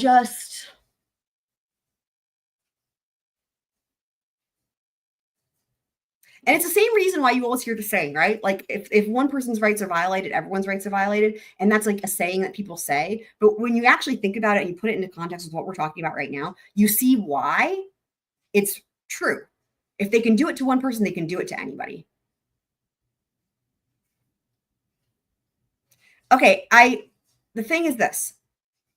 No one should talk. It's not about, and there's a misconception, right? That if you're guilty, you ask for an attorney. And I try very hard. I'll do it again now to correct that because that's not correct. It doesn't matter if you've done a thing or not. Doesn't matter. Attorney. You want an attorney. That's the only thing you need to fucking say. Couldn't agree more. One reason cameras in court is a good thing. Yep. I'll for those of you guys who haven't heard this, I'm gonna give this because this is a great example that sums it up. Okay. Because I could like go off on a whole thing about why no one should talk, but instead I'll just give Runkle's example from some live stream. He gave the example of this. Let's say that you've got a crime scene and the cops think they know who did it, right? So they've got a suspect, okay? The suspect is in the police vehicle and they're going to take him to the station or whatever, right? And this dude doesn't know why he's there. He doesn't know anything about the murder. Innocent. Didn't do it. Doesn't even know why he's in the car, okay? And let's just say that he says 3 words. 3 words. And those words are, I like tomatoes. Well, unbeknownst to him, again, this is the Runkle story. I'm just retelling it. Unbeknownst to him, turns out there was tomato juice all over the place at that crime. So he didn't know that. He just said, I like tomatoes. You guys see where I'm going with that? He's toast, right? They're going to be like, oh, yep, they're lock him away for life. You never know whether you've done a thing or not. You don't know what they have, but especially like, you know, and the thing is like, so you just have to always say attorney. And I don't know if that's a reference to DSN. I shot the clerk. I don't know if that's a reference to. Because if you're innocent, you don't want them to use you. But if you did the thing, it's their job to prove it. It's the state's job to prove it. And you never know what all they will take and then twist it, right? Like, for example, even if you did a thing, you might say something if they interrogate you or interview you or whatever, you might say something completely inadvertent, like I like tomatoes, right? Or whatever. That's just benign. that then they take and use it to build their case, even if it's not related, or even if it's like, in other words, you might know, hey, wait, I didn't mean it that way, or that wasn't related or whatever, but they can still use it. Remember, anything you say can and will be used against you, people. Can and will. And I will tell you, there's an interrogation I watched. I couldn't even get through all of it because it made me too upset. And it was a few months ago, and I don't remember what the case was. I don't even think it's anything that anybody's really heard of. It was just like an interrogation video, right? That came up. And like the person who was sitting there was like the sister of the victim. These were kids, by the way. These were kids. Okay. So this was somebody who the police had brought in as a witness, and she was completely in shock and traumatized, and like in like one of those space blankets because of the shaking and the trauma. And this was like immediately after she came home, and like she was like helping the kids walk from the school bus or whatever, and like came in and like found like her brother. Well, he was murdered, but here's the thing. There's blood everywhere.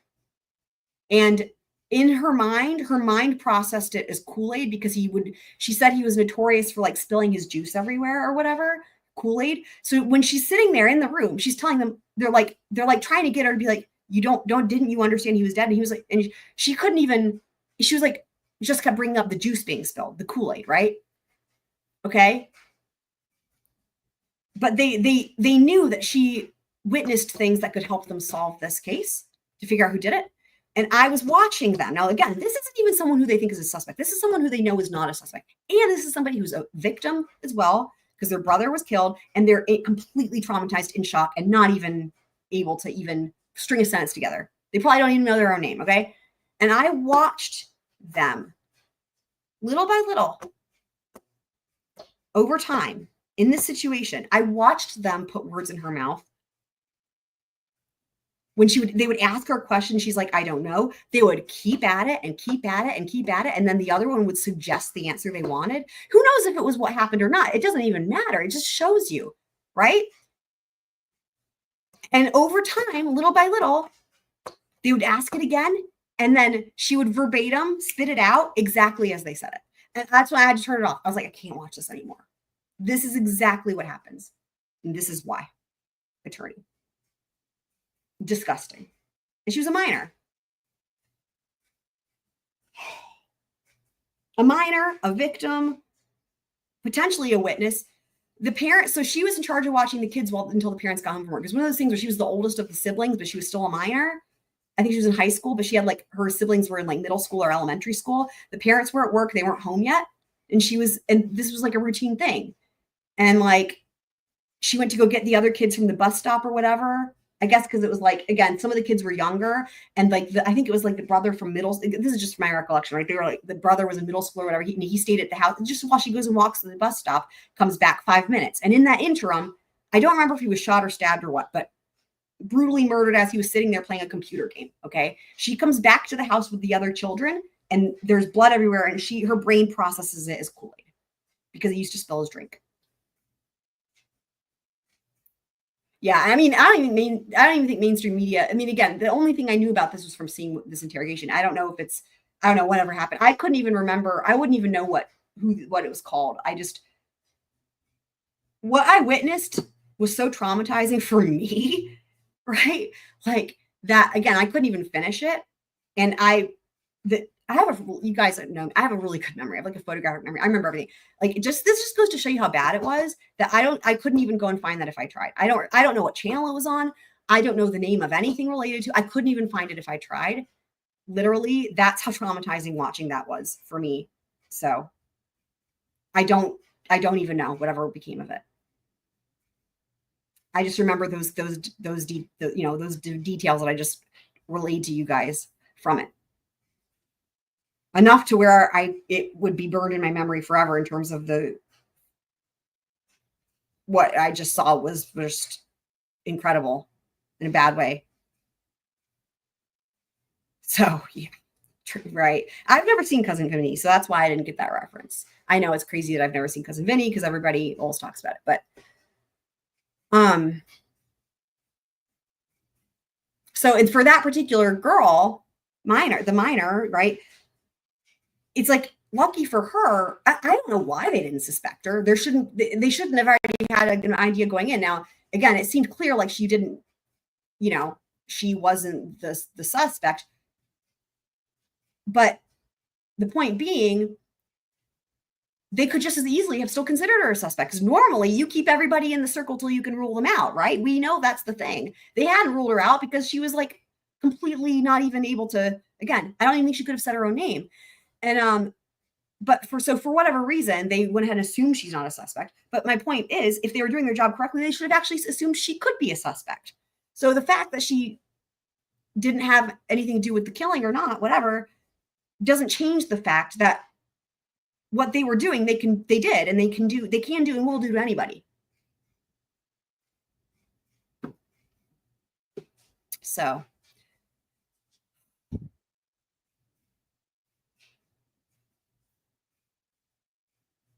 Like the gaslight, can you imagine being in that situation, right?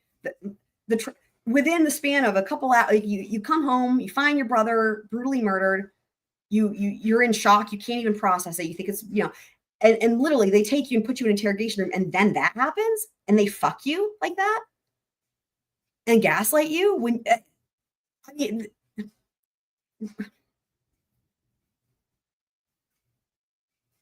I hope whatever happened with it, I hope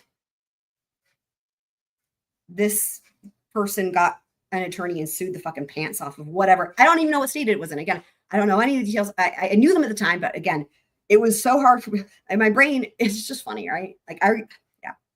It's the one video that I really don't even, that I can't give you guys like all the details about it because it was that traumatizing for me to witness. But like, I just hope that there was something done because that poor girl will never be right.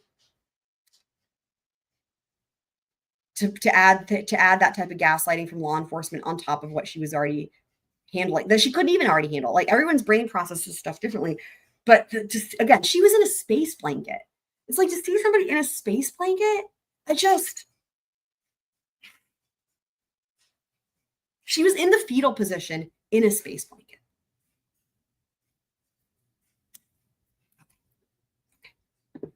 Hopefully that. I presume that you have no knowledge to be satisfied with Mr. Chipperfield. It was made, it appears to be unequivocal. I'm sure the court can understand, while given the surprise comment before that, why we believe that he wasn't brought back out that day, because they didn't have a hold of it. Now, that's my speculation, but I'm going to say it. That's why we filed this motion. Understood. So let me just straighten it out for you. Sure. He just testified, and it's consistent with my memory that he asked for more time with his client. I do Nelson inquiries all the time. But however, before I do so, I do give lawyers an opportunity to talk to their clients and resolve potentially any issues that they may have before I inquire. Because sometimes, and as you know, these are sensitive issues that clients will expose things that normally would not be exposed, and it creates issues. So like I said, this was a normal calendar call. The record shows that I allowed him time. He came back out. He's just testified there was a sidebar. He asked for more time. I gave it to him January 22nd. Exhibit E says that he resolved those issues, and he resolved those issues. Great. And also in between that time, is that also when he had his client meet with the state again? You've got, please live. It's bad enough if like this Chesterfield dude already like shut it down and said, don't say. That's bad enough, but like, please tell me he wasn't also subjected to the prosecutors with this. Like,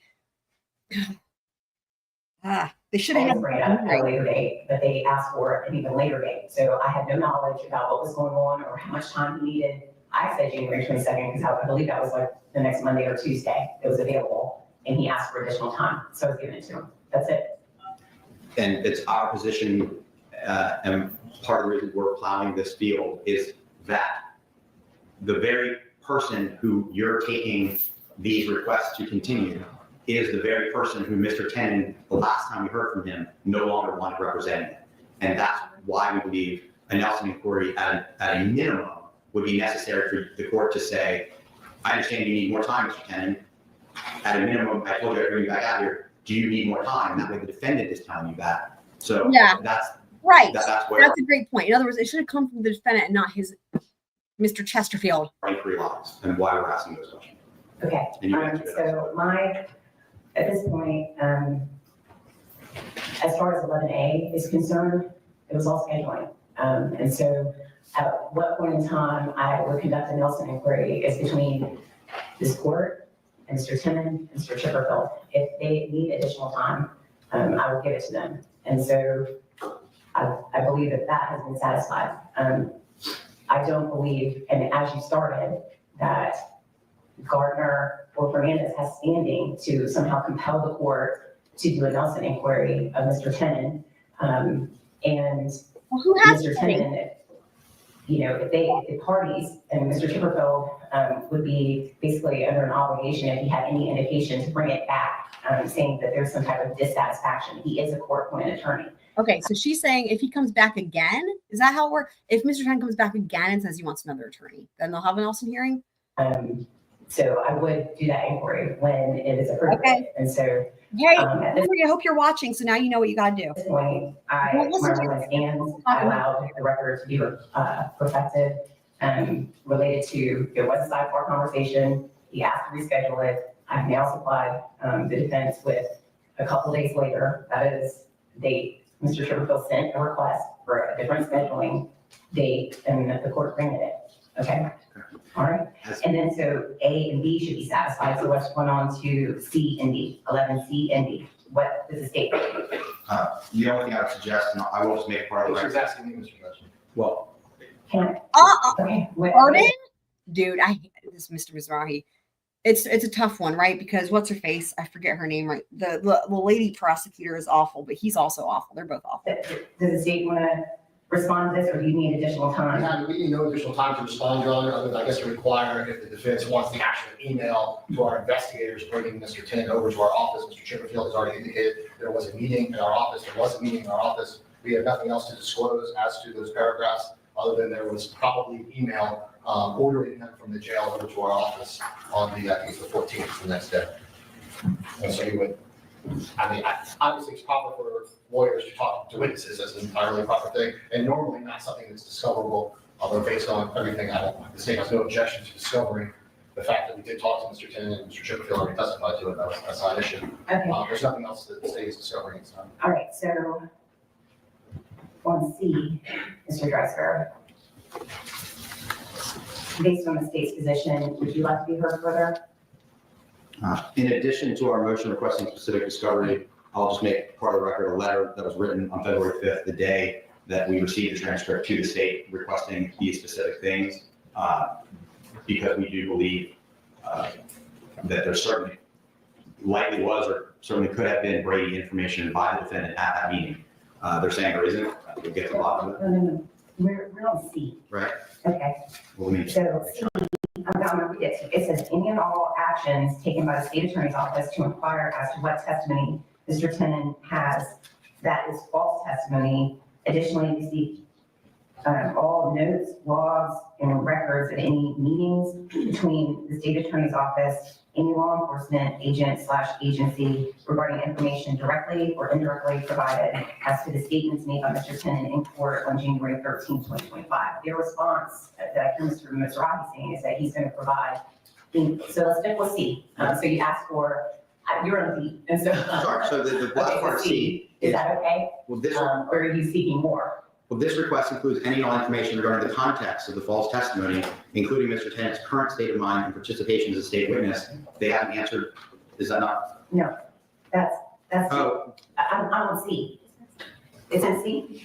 that's the thought. Ms. Days, like, correct me, okay. I'm sorry, 'cause that is part of C, and I think that we have been receiving no information as to where he's at as a state witness. It's after what he had said in court, I think that's a valid request. We have no information as to the context. If they had a meeting with Mr. Tenant, and it's the state's position that they can't provide context. He may have said, I got threatened at the jail and I panicked. I don't want to be a witness anymore. I lied before. I have no idea what he said at the meeting, but we were being told there was a meeting. Okay, so let's stop there.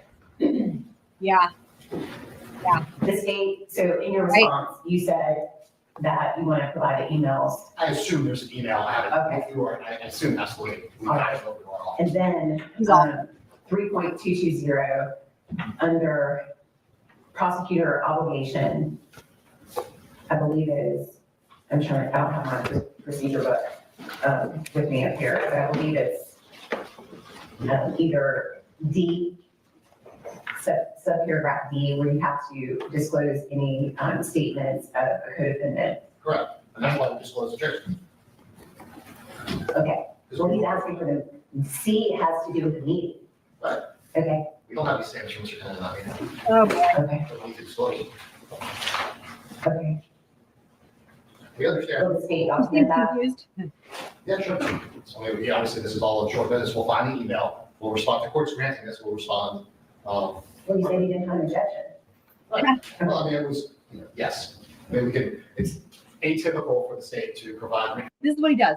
He's always like, Judge Kite is oftentimes confused because the state makes no sense. Like, but dude, he's just he word salads. That's what he does. And the other thing he does this condescending head gesture. You'll see it here in a second. It's like his attitude is also terrible.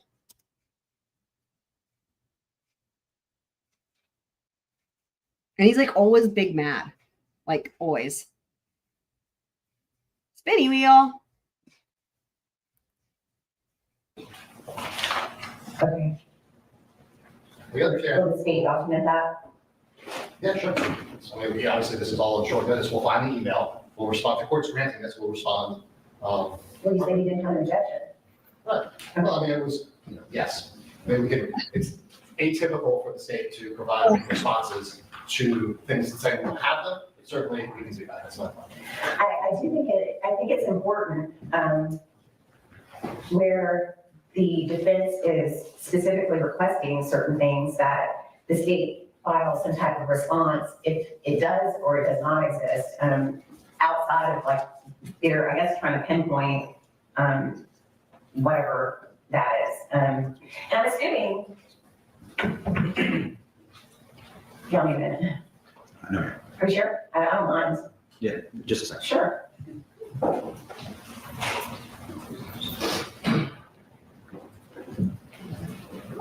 Boring.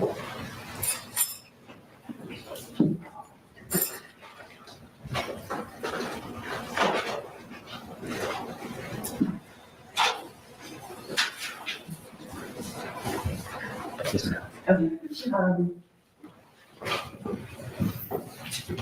mean, you all tell me. I'm assuming that you're trying to get this information so that you can take a thorough deposition. Yes, ma'am. That's what I'm assuming.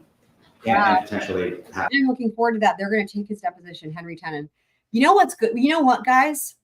Like I said, it's up to the defense attorneys. Unfortunately, for Mr. Tenon's case, not his own, although it should be. What's going to happen is they're going to take his deposition. By they, I mean Mr. Dreiser and Jose Baez, or one of his co-counsels, like that. I can't forget that. I can't remember that dude's name, but he starts with K. In other words, Shanna and Mario's defense attorneys are going to depose him. And boy, oh boy, that's going to be interesting, isn't it? Because it might be when he feels like he can be fully honest, wow. Holy shit. Wow. Be made aware of Brady impeachment material. I find it hard to believe there was a meeting without Chipperfield, the state, whoever may have been Well, there. I'm gonna let y'all have this conversation offline. I mean, Mr. Tenon made no statements. So, well, I like that. in there. okay. And that's what I'm agreeing that, Mr. Dreiser. Okay. So what I'm trying to get to is something you said, okay? And I do recognize that there were gaps and holes, and so if you need this information, I'm trying to get it to you in the most usable fashion. So I disagree, Mr. Mizrahi. If they have specifically requested certain things, I think to be crystal clear and for record purposes, the state should respond with what exists and what does not exist. So not necessarily, so you all disclose the transcript. Correct. Okay. Because I thought we were obligated to put the defense on notice of that. And we will always disclose what we need to disclose. thank you for this. Did you do it in a Brady sense, or you just disclosed it? We disclosed it as a defendant. Fourth Circuit, yeah. I don't think we disclosed it as Brady because it was incredibly equivocal, as opposed to unequivocal. For example, just to state that I want another lawyer, another needs additional. So it's not what the defense says that I want. I don't want Mr. Chipperfield's my lawyer anymore. But anyway, we're getting into the weeds. We disclose that statement, and we will disclose any statements that we need to disclose in the course of the hearing. All right. I would like to comment on that because it was brought up to the disclosure of the transcript, Your Honor. The state's fourth supplemental discovery exhibit. Oh, that's what we just looked at, guys. That's what we started the live stream with. We looked at that exhibit. That's why he's going to comment on that. The airing of grievances in front of the court. Well, you guys, God forbid there be any type of transparency in this. Like, listen to Mr. Again, right in the nick of time. Like, also the interrupting is rude, but here he goes again. Mr. Mizrahi strikes again. As soon as he's about to say something about this document that we just covered, dude, wow. I'd like to comment on that because it was brought up to the disclosure of the transcript, Your Honor.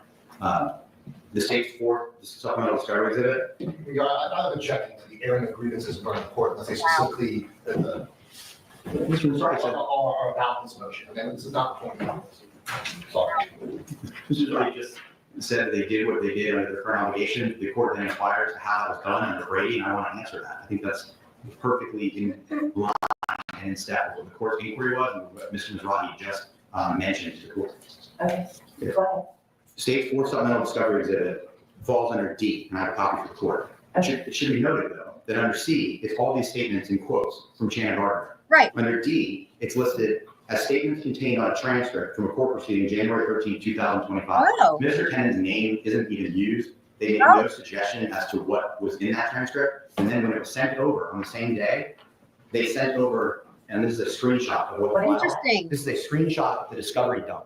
It was approximately 80 different files with no labels, and the transcript is the very last one. Wow. Unlabeled. The state never sent over an email saying, hey, this happened in court. It's a nothing burger, but you're entitled to know about it. They sent it over in 80 different documents, unlabeled at the bottom, with an innocuous statement below C, which is completely detailed descriptions of what co-defendants have said in this case, and then just some awkward statement that something happened on January 13th, and then a discovery dump. So I don't think it was sent over in a Brady fashion. I don't think it was sent over, quite frankly, in good faith. And I'm going to enter those as part of the record.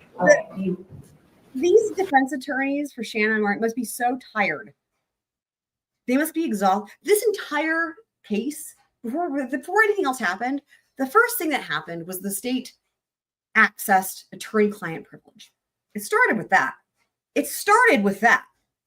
was the first whole big issue, was the whole thing about the attorney-client privilege. Not only did the state have access, but the way that they had it in this database online, and then it was disseminated to emails, but like it was brought before the court that potentially they don't even know what it could have been disseminated to, like the entire world. Like they don't even know. There was literally no limit as to who could have received this information. That is attorney-client privilege.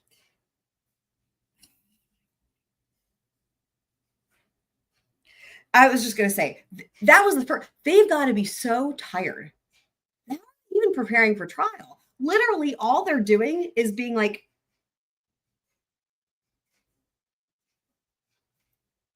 here, let's just bring dumpster fire, or, dumpster fire after dumpster fire, after dumpster fire, after fuck up, after fuck up. The only question is, was it intentionally wrongful or not by the state? But fuck up after fuck up after fuck up. I mean, you can tell from Mr. Dreiser. It's like, got to be exhausting, and it's got to be depressing, and it's not what you should even be doing. They're supposed to be starting trial in October. They're supposed to be going to trial. They're seeking the death penalty for these two defendants. Their trial starts in October. They've yet, in this case, they have yet to even deal with anything like motions in limine or motions to suppress or any of that. Nothing related. Like literally, it's just trying to fix the fuck up after fuck of the state and like protect their clients' rights. It's just mind blowing to me.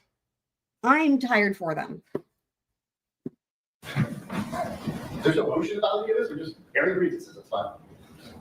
The court inquired. Well, Wow. No. let me see that. Wow. So he's throwing a hissy fit, and she's like, wait, I need to see this, because whatever, he just raised a legitimate issue, and Mr. Mizrahi's like, dude, a 2-year-old, a toddler throwing a tantrum. I can't. Just airing grievances. That's fine. The court inquired. That is so disrespectful to the court. Wow. Let me see that. Wow.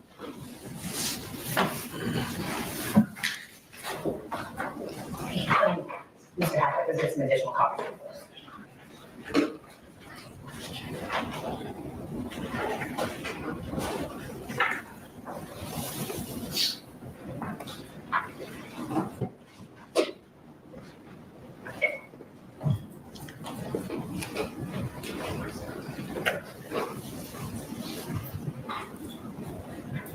Okay.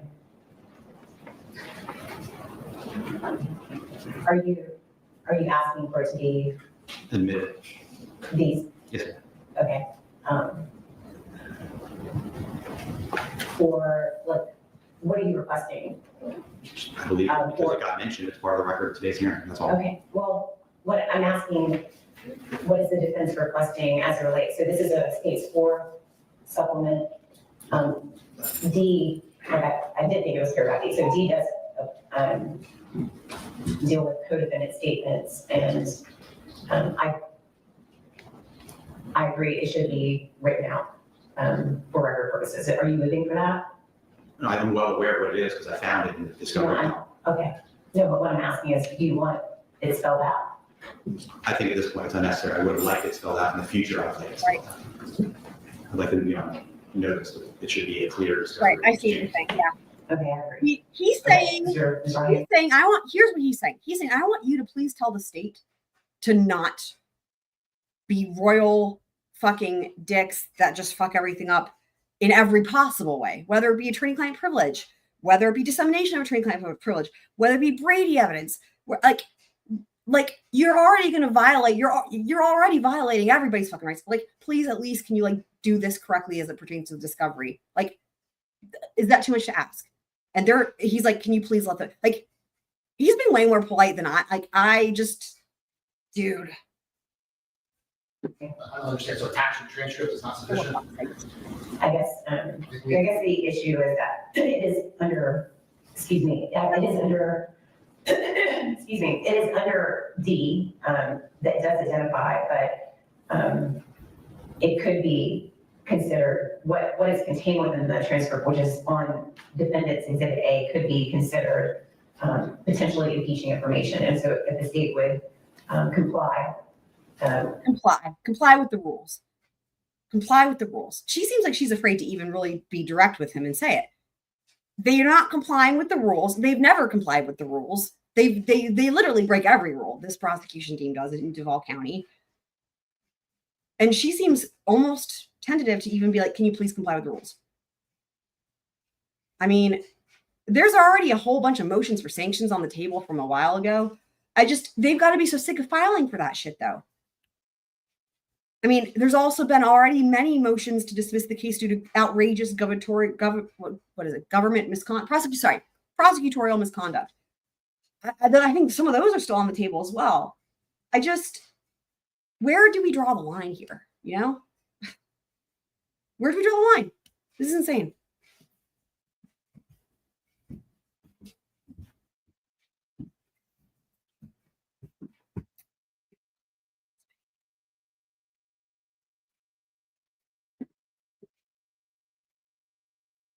Hold on, let me see. in disclosing it that way. Here we go. Under Brady. So the court wants us to attach the transcript and then disclose it as a Brady disclosure? Yeah. I thought you disclosed it. They had it. They don't like the manner in which we disclosed it. Fine. The parties can talk about that. No, what I'm saying is, I want to avoid these issues in the future. So if the state can be more specific in your disclosures. It's like following the rules is never going to happen for these prosecutors. So if it were me, I'd be like, can't you just follow a rule? I understand it's too much to ask that you follow the rules that you have, but can you follow follow one rule out of the rules, and that would be an improvement. Complying with the rule. I don't know how we'd be more specific than attaching the transcript. Oh my God. That's the most specific thing we do. In your discretion.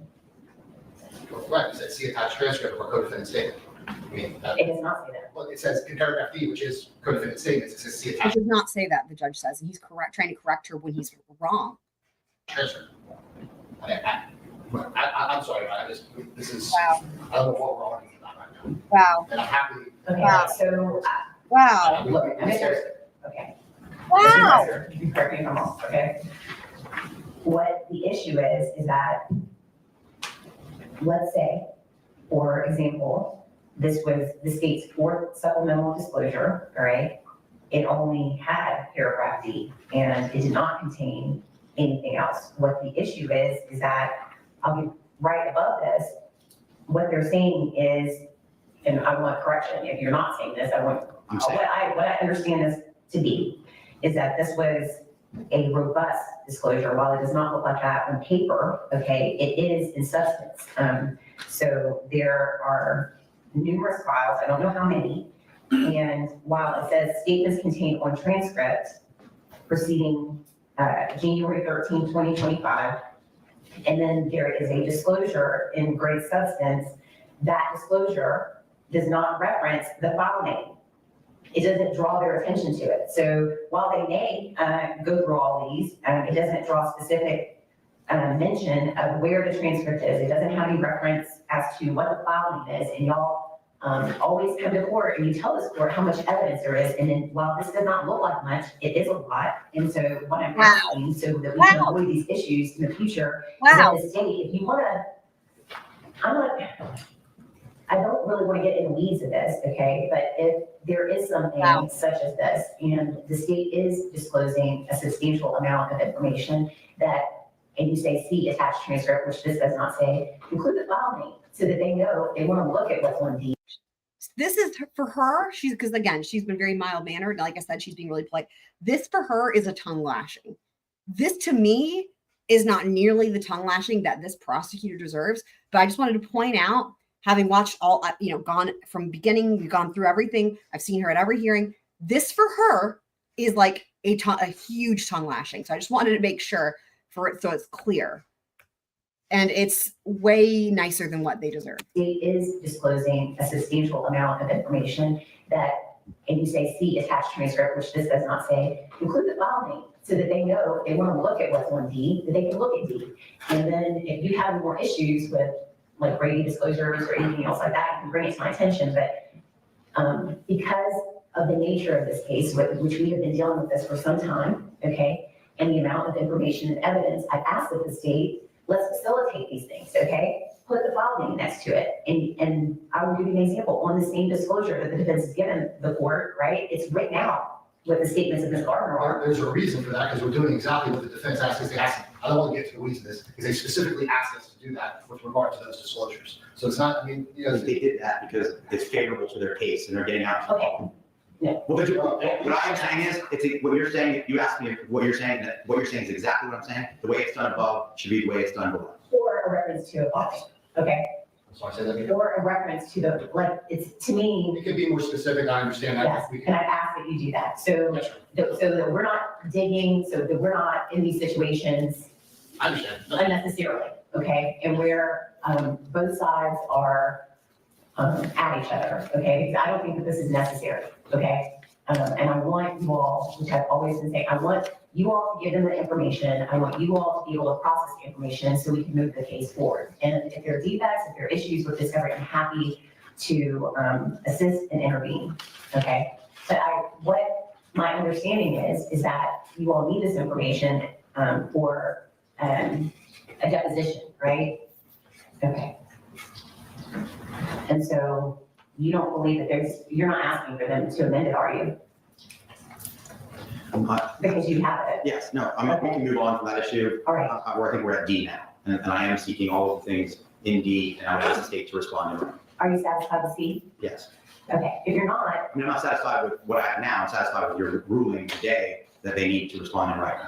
what I'm saying satisfied, what I mean is that, I'm not asking you to abandon your request. What I'm asking is, based on what is being spoken about on the record, you can evaluate it and then bring it to my attention. Yes, ma'am. That's what I'm saying, Yes. okay? So the state, you're gonna do a different disclosure or whatever for 11C, right? So I'm gonna table that. I'm gonna disclose the email that we sent, as well as, I guess, enunciating that there was nothing else to disclose. All right, let's move on to D then. Indeed, there's nothing to disclose. know how this is discoverable information. Mr. Tenant continues to be a category A witness in the case. They can depose him at their leisure. Okay, so the state is going to respond to these. All right, There's not going to be a response. The response is there is no response. He continues what I just said. Why are you so rude, Sarah? okay. I'll let you all evaluate, okay? All right, so, Mr. Hathaway, if you'll do, I'm just going to do a cover form order on. Oh my God, I finally just, so the other defense attorney's name, so Shanna, right? She was supposed to be biased, and I kept saying the dude with the last name K, and I couldn't remember. It literally just came to me all of a sudden. That's why I paused it. Mr. Karodi, that's his name. Okay. D&D, and you all can evaluate what the state discloses, all right? I looked it up. I would I ask, perhaps on C&D, that we just suggest that it's, You want me to take it under advisement? or that it's continuing. It hasn't been ruled on one way or the other. We've addressed it in court, and the defense is expecting materials, and then they can raise whatever issues by way of motion they face. What I'd like to do, since the state is not objecting to it, I'm gonna grant C&D. You can see what the response is, and you can bring it to my attention in a different motion, more specifically if you're not satisfied, okay? Yes, ma'am. But I want to put this kind of to rest, and y'all can evaluate whatever they give you, and if there's issues with it, you can let me know. It will be to arrest until further motion, if any. I agree. I'm sorry. It's to rest. It's over with until How do you we know? decide possibly in court. That's how I see this. Yes. So it's not necessary. They have not objected. They're agreeing to disclose. I don't want, like hypotheticals, right? So I want you to be able to look at whatever they provide, and you all can evaluate what issues you may have with anything. So at this point, Mr. Hathaway, can you inform? And Your Honor, also for the things that Mr. Dresser provided, you want those as defense exhibits or just a part of the document? So defense exhibits 1 and 2. For the hearing, the discovery hearing? Yes, ma'am. Okay. I don't really know how to address that other than, I'd ask the state to just be more specific, because in the situation that I think both parties find themselves in, there's a lot of information to process, and so if you are going to disclose it, just be as specific as you can, so it's directing the attention, complying with the rule. Comply with the rule. Comply with the rule. Because that's all what I'm it's saying about that. Is there anything else you want to bring to my attention about that? No, ma'am. Okay, Appreciate now, you. let's talk about what's going on with the electronic evidence. Your Honor, we have a meeting set next week with everybody, all the experts, and we should be able to accomplish it Who is the meeting with? with all. Everybody? I don't know the names of the people, Oh we my God. coordinated all the people that are necessary to accomplish this next week. Okay, so what that has to do with is with like the new, because like remember I said the whole thing how they had attorney-client privilege was disseminated. So there's been a whole thing about how they got a new taint attorney and all this, because initially the state, what their quote unquote taint attorney was not a taint attorney, it was another special agent for the state. So anyway, the digital evidence that they're referencing here is the fact that, is it secure, or is the state looking at it? Do they have somebody who's doing this correctly? Right, DSN. I don't always comply with the rule, but when I do, right. So the reason I'm saying that is because that's the end of this hearing for that, and we don't need to watch all that because I want to get to the next court filing that came out in the wake of this hearing. So let me just pull that up.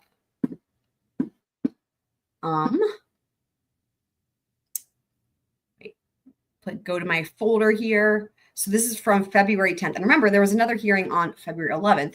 So this filing is from the 10th. And okay, let me unshare, reshare, and pull the banner down as well. Okay.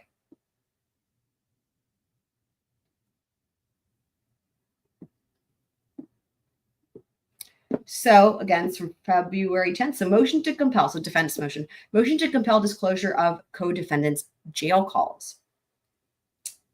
Now remember, so you might think it could, when we see this title, right? It could be related to Shanna or Mario, right? Again, they're still married, but they're estranged. But no. Au contraire. The defendant, Shanna Gardner, through the undersigned counsel, respectfully moves this honorable court to issue an order to the Jacksonville Sheriff's Office to release the jail calls of co-defendant Henry Tenon to the undersigned counsel. In support of this motion, the defendant was show. 1. The defendant is charged with a conspiracy to murder Jared Bridegan. Henry Tenon has made statements that he killed Jared Bridegan, and as part of the plea agreement, Tenon agreed to testify against the defendant. Recently, the defense team reviewed the transcript dated January 13, 2025, on the status hearing for State v. Henry Tenon, wherein Tenon declared that his prior testimony was false testimony. The undersigned counsel has a good faith basis that relevant evidence is contained on Henry Tenon's phone calls made from the Duval County Jail, which are recorded and maintained by the Jacksonville Sheriff's Office. The defense team submitted a public records request for the recorded jail calls made by Henry Tenon. The Jacksonville Sheriff's Office responded that the calls were exempt from release under Florida statute. And then here's the statute that they gave. And this is in italics. Security systems, records and meetings exempt from public access or disclosure. The recorded calls may be released pursuant to a court order upon a showing of good cause. And so this is filed so you can see from the Baez law firm.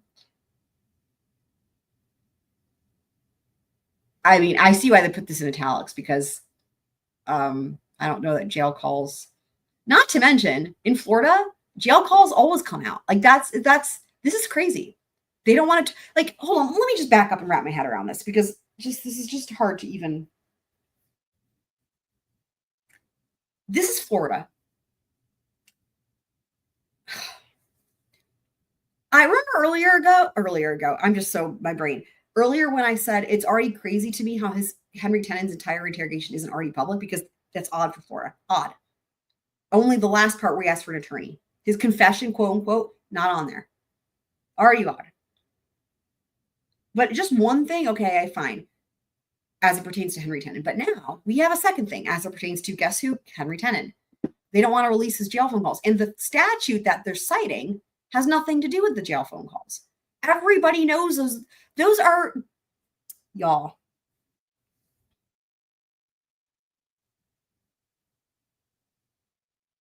They don't want to release them. Now, this is coming from the Jacksonville Sheriff's Office.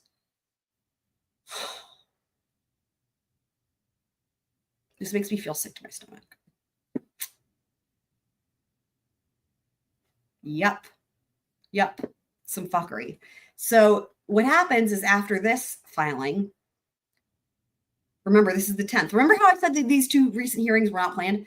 So the hearing from the hearing from the 11th was in response, I guarantee you, to this.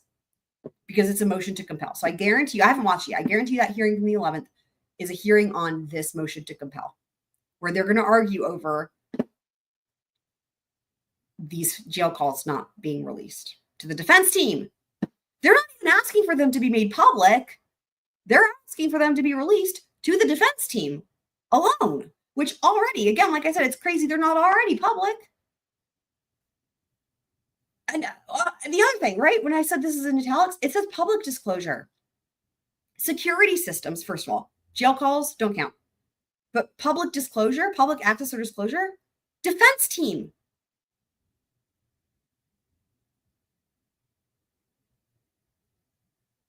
So they did submit a public records request. So I do see that. However,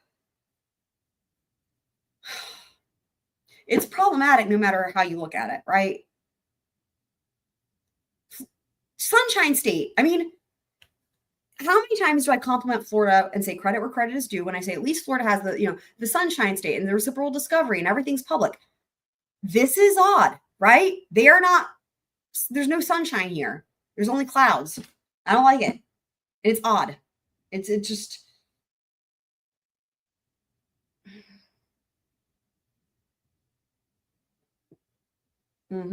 Yeah. So I wanted to also watch the hearing from the 11th. However, I do have to go get ready for some violin lessons. But here's the other thing. There's going to be a shitstorm of things happening in this case now, because this is a whole other thing. We can expect, I would imagine, we already know there's going to be a deposition of Henry Tenon. I think we can expect a lot going on now. They're going to depose him. They're going to be fighting over these jail calls. They're going to depose him. This is like, in other words, I think we're going to see a lot more coming out. So what we will do is we will cover the hearing from the 11th when we also cover whatever happens next, which will probably be soon. I don't know yet. So, and if nothing happens in the next couple of days, we'll just go ahead and cover that hearing by itself. But I would expect we're going to see, and usually when it comes to Friday, tomorrow being Friday, there's usually a slew of filings anyway for a lot of cases, because I don't know, that's how they do it. Maybe we'll see something more tomorrow, in which case maybe tomorrow night we'll cover if there's something else happening, with this case, and we'll cover the hearing as well. Having said that, we also still need to go over the Duval County, the 250-page ATF report thing. But I'm less concerned about that now, because this is, I don't know. Will we see a trial? I don't know. I think that's highly debatable. Which honestly isn't the worst, because there's a bunch of cases happening at the same time. In addition to obviously people's rights, but in other words, this was going to overlap with like Brian Kohberger, and I think there's even another trial. I'm trying to remember that was going to overlap. And I'm like, I can't clone myself. So, and of course, in Brian Kohberger, there's things happening as well. I keep checking that docket too. These cases are insane, guys. And if nothing else, by seeing what's going on in these cases, again, all the more reason, if anything ever happens to any of you guys where they want to arrest you for something, all the more reason to ask for an attorney. Because you know what's worse is ending up in these positions.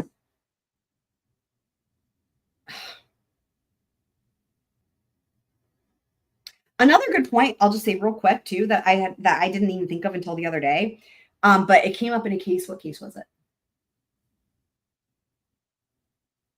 It came up in Karen Reed. It was Karen Reed actually related. So it was another reason why you should always ask for an attorney. Oh, I know what it was. Okay, so with Karen Reed, and you know how they've been asking to see the fucking, like how they had made a motion initially, right from the get-go to preserve, it was like a preservation order, right? To preserve all and any video evidence, right? Because this has come up with the law report. Well, I think somebody, maybe it was Runkle, somebody pointed out how this is one of the many reasons to ask for an attorney right away. Because the point that he made was that, so as we know, there's been fuckery with all that, right? The point that I think it was Runkle made was like, one of the most important things a defense attorney can do, even if it's not who you end up using in the long run, but like if you ask for somebody right away, one of the most important things they can do is they can go ahead and say, hey, don't get rid of anything, right? Because we don't know what happened to it. It got overwritten and all that. That's happens in how many cases right now, or is that coming up in, right? Where if right from the get-go, they have that put in on the record, and then at least if they still do it anyway, then you've got that to fall back on. Because we heard them arguing about this with Karen Reed, and it was like the state was, or the Commonwealth rather, was trying to say, oh, they didn't have a protection. Yeah, they did. Yeah, they did. So now that's a problem for you, Commonwealth, right? So that's one of the most, and again, that's where even if it's not the same defense attorney you might go with in the long run, any defense attorney, right, can come in and that should be the first thing they do. Preserve all the evidence. Don't get rid of anything. And that can be one of the most important things if you get arrested for something or charged. Like that is like the first and most important thing that can happen because of what we see, right? So I wanted to point that out as well. Incredibly important because that's one of those things that's time matters, right? You know what I mean? The clock is ticking where you want that to be done immediately before they have a chance to fuck with anything. And hopefully they won't still fuck with things. However, unfortunately, like I said, they don't, in all these different cases, right? We'll see people following the rules. People, I mean the state.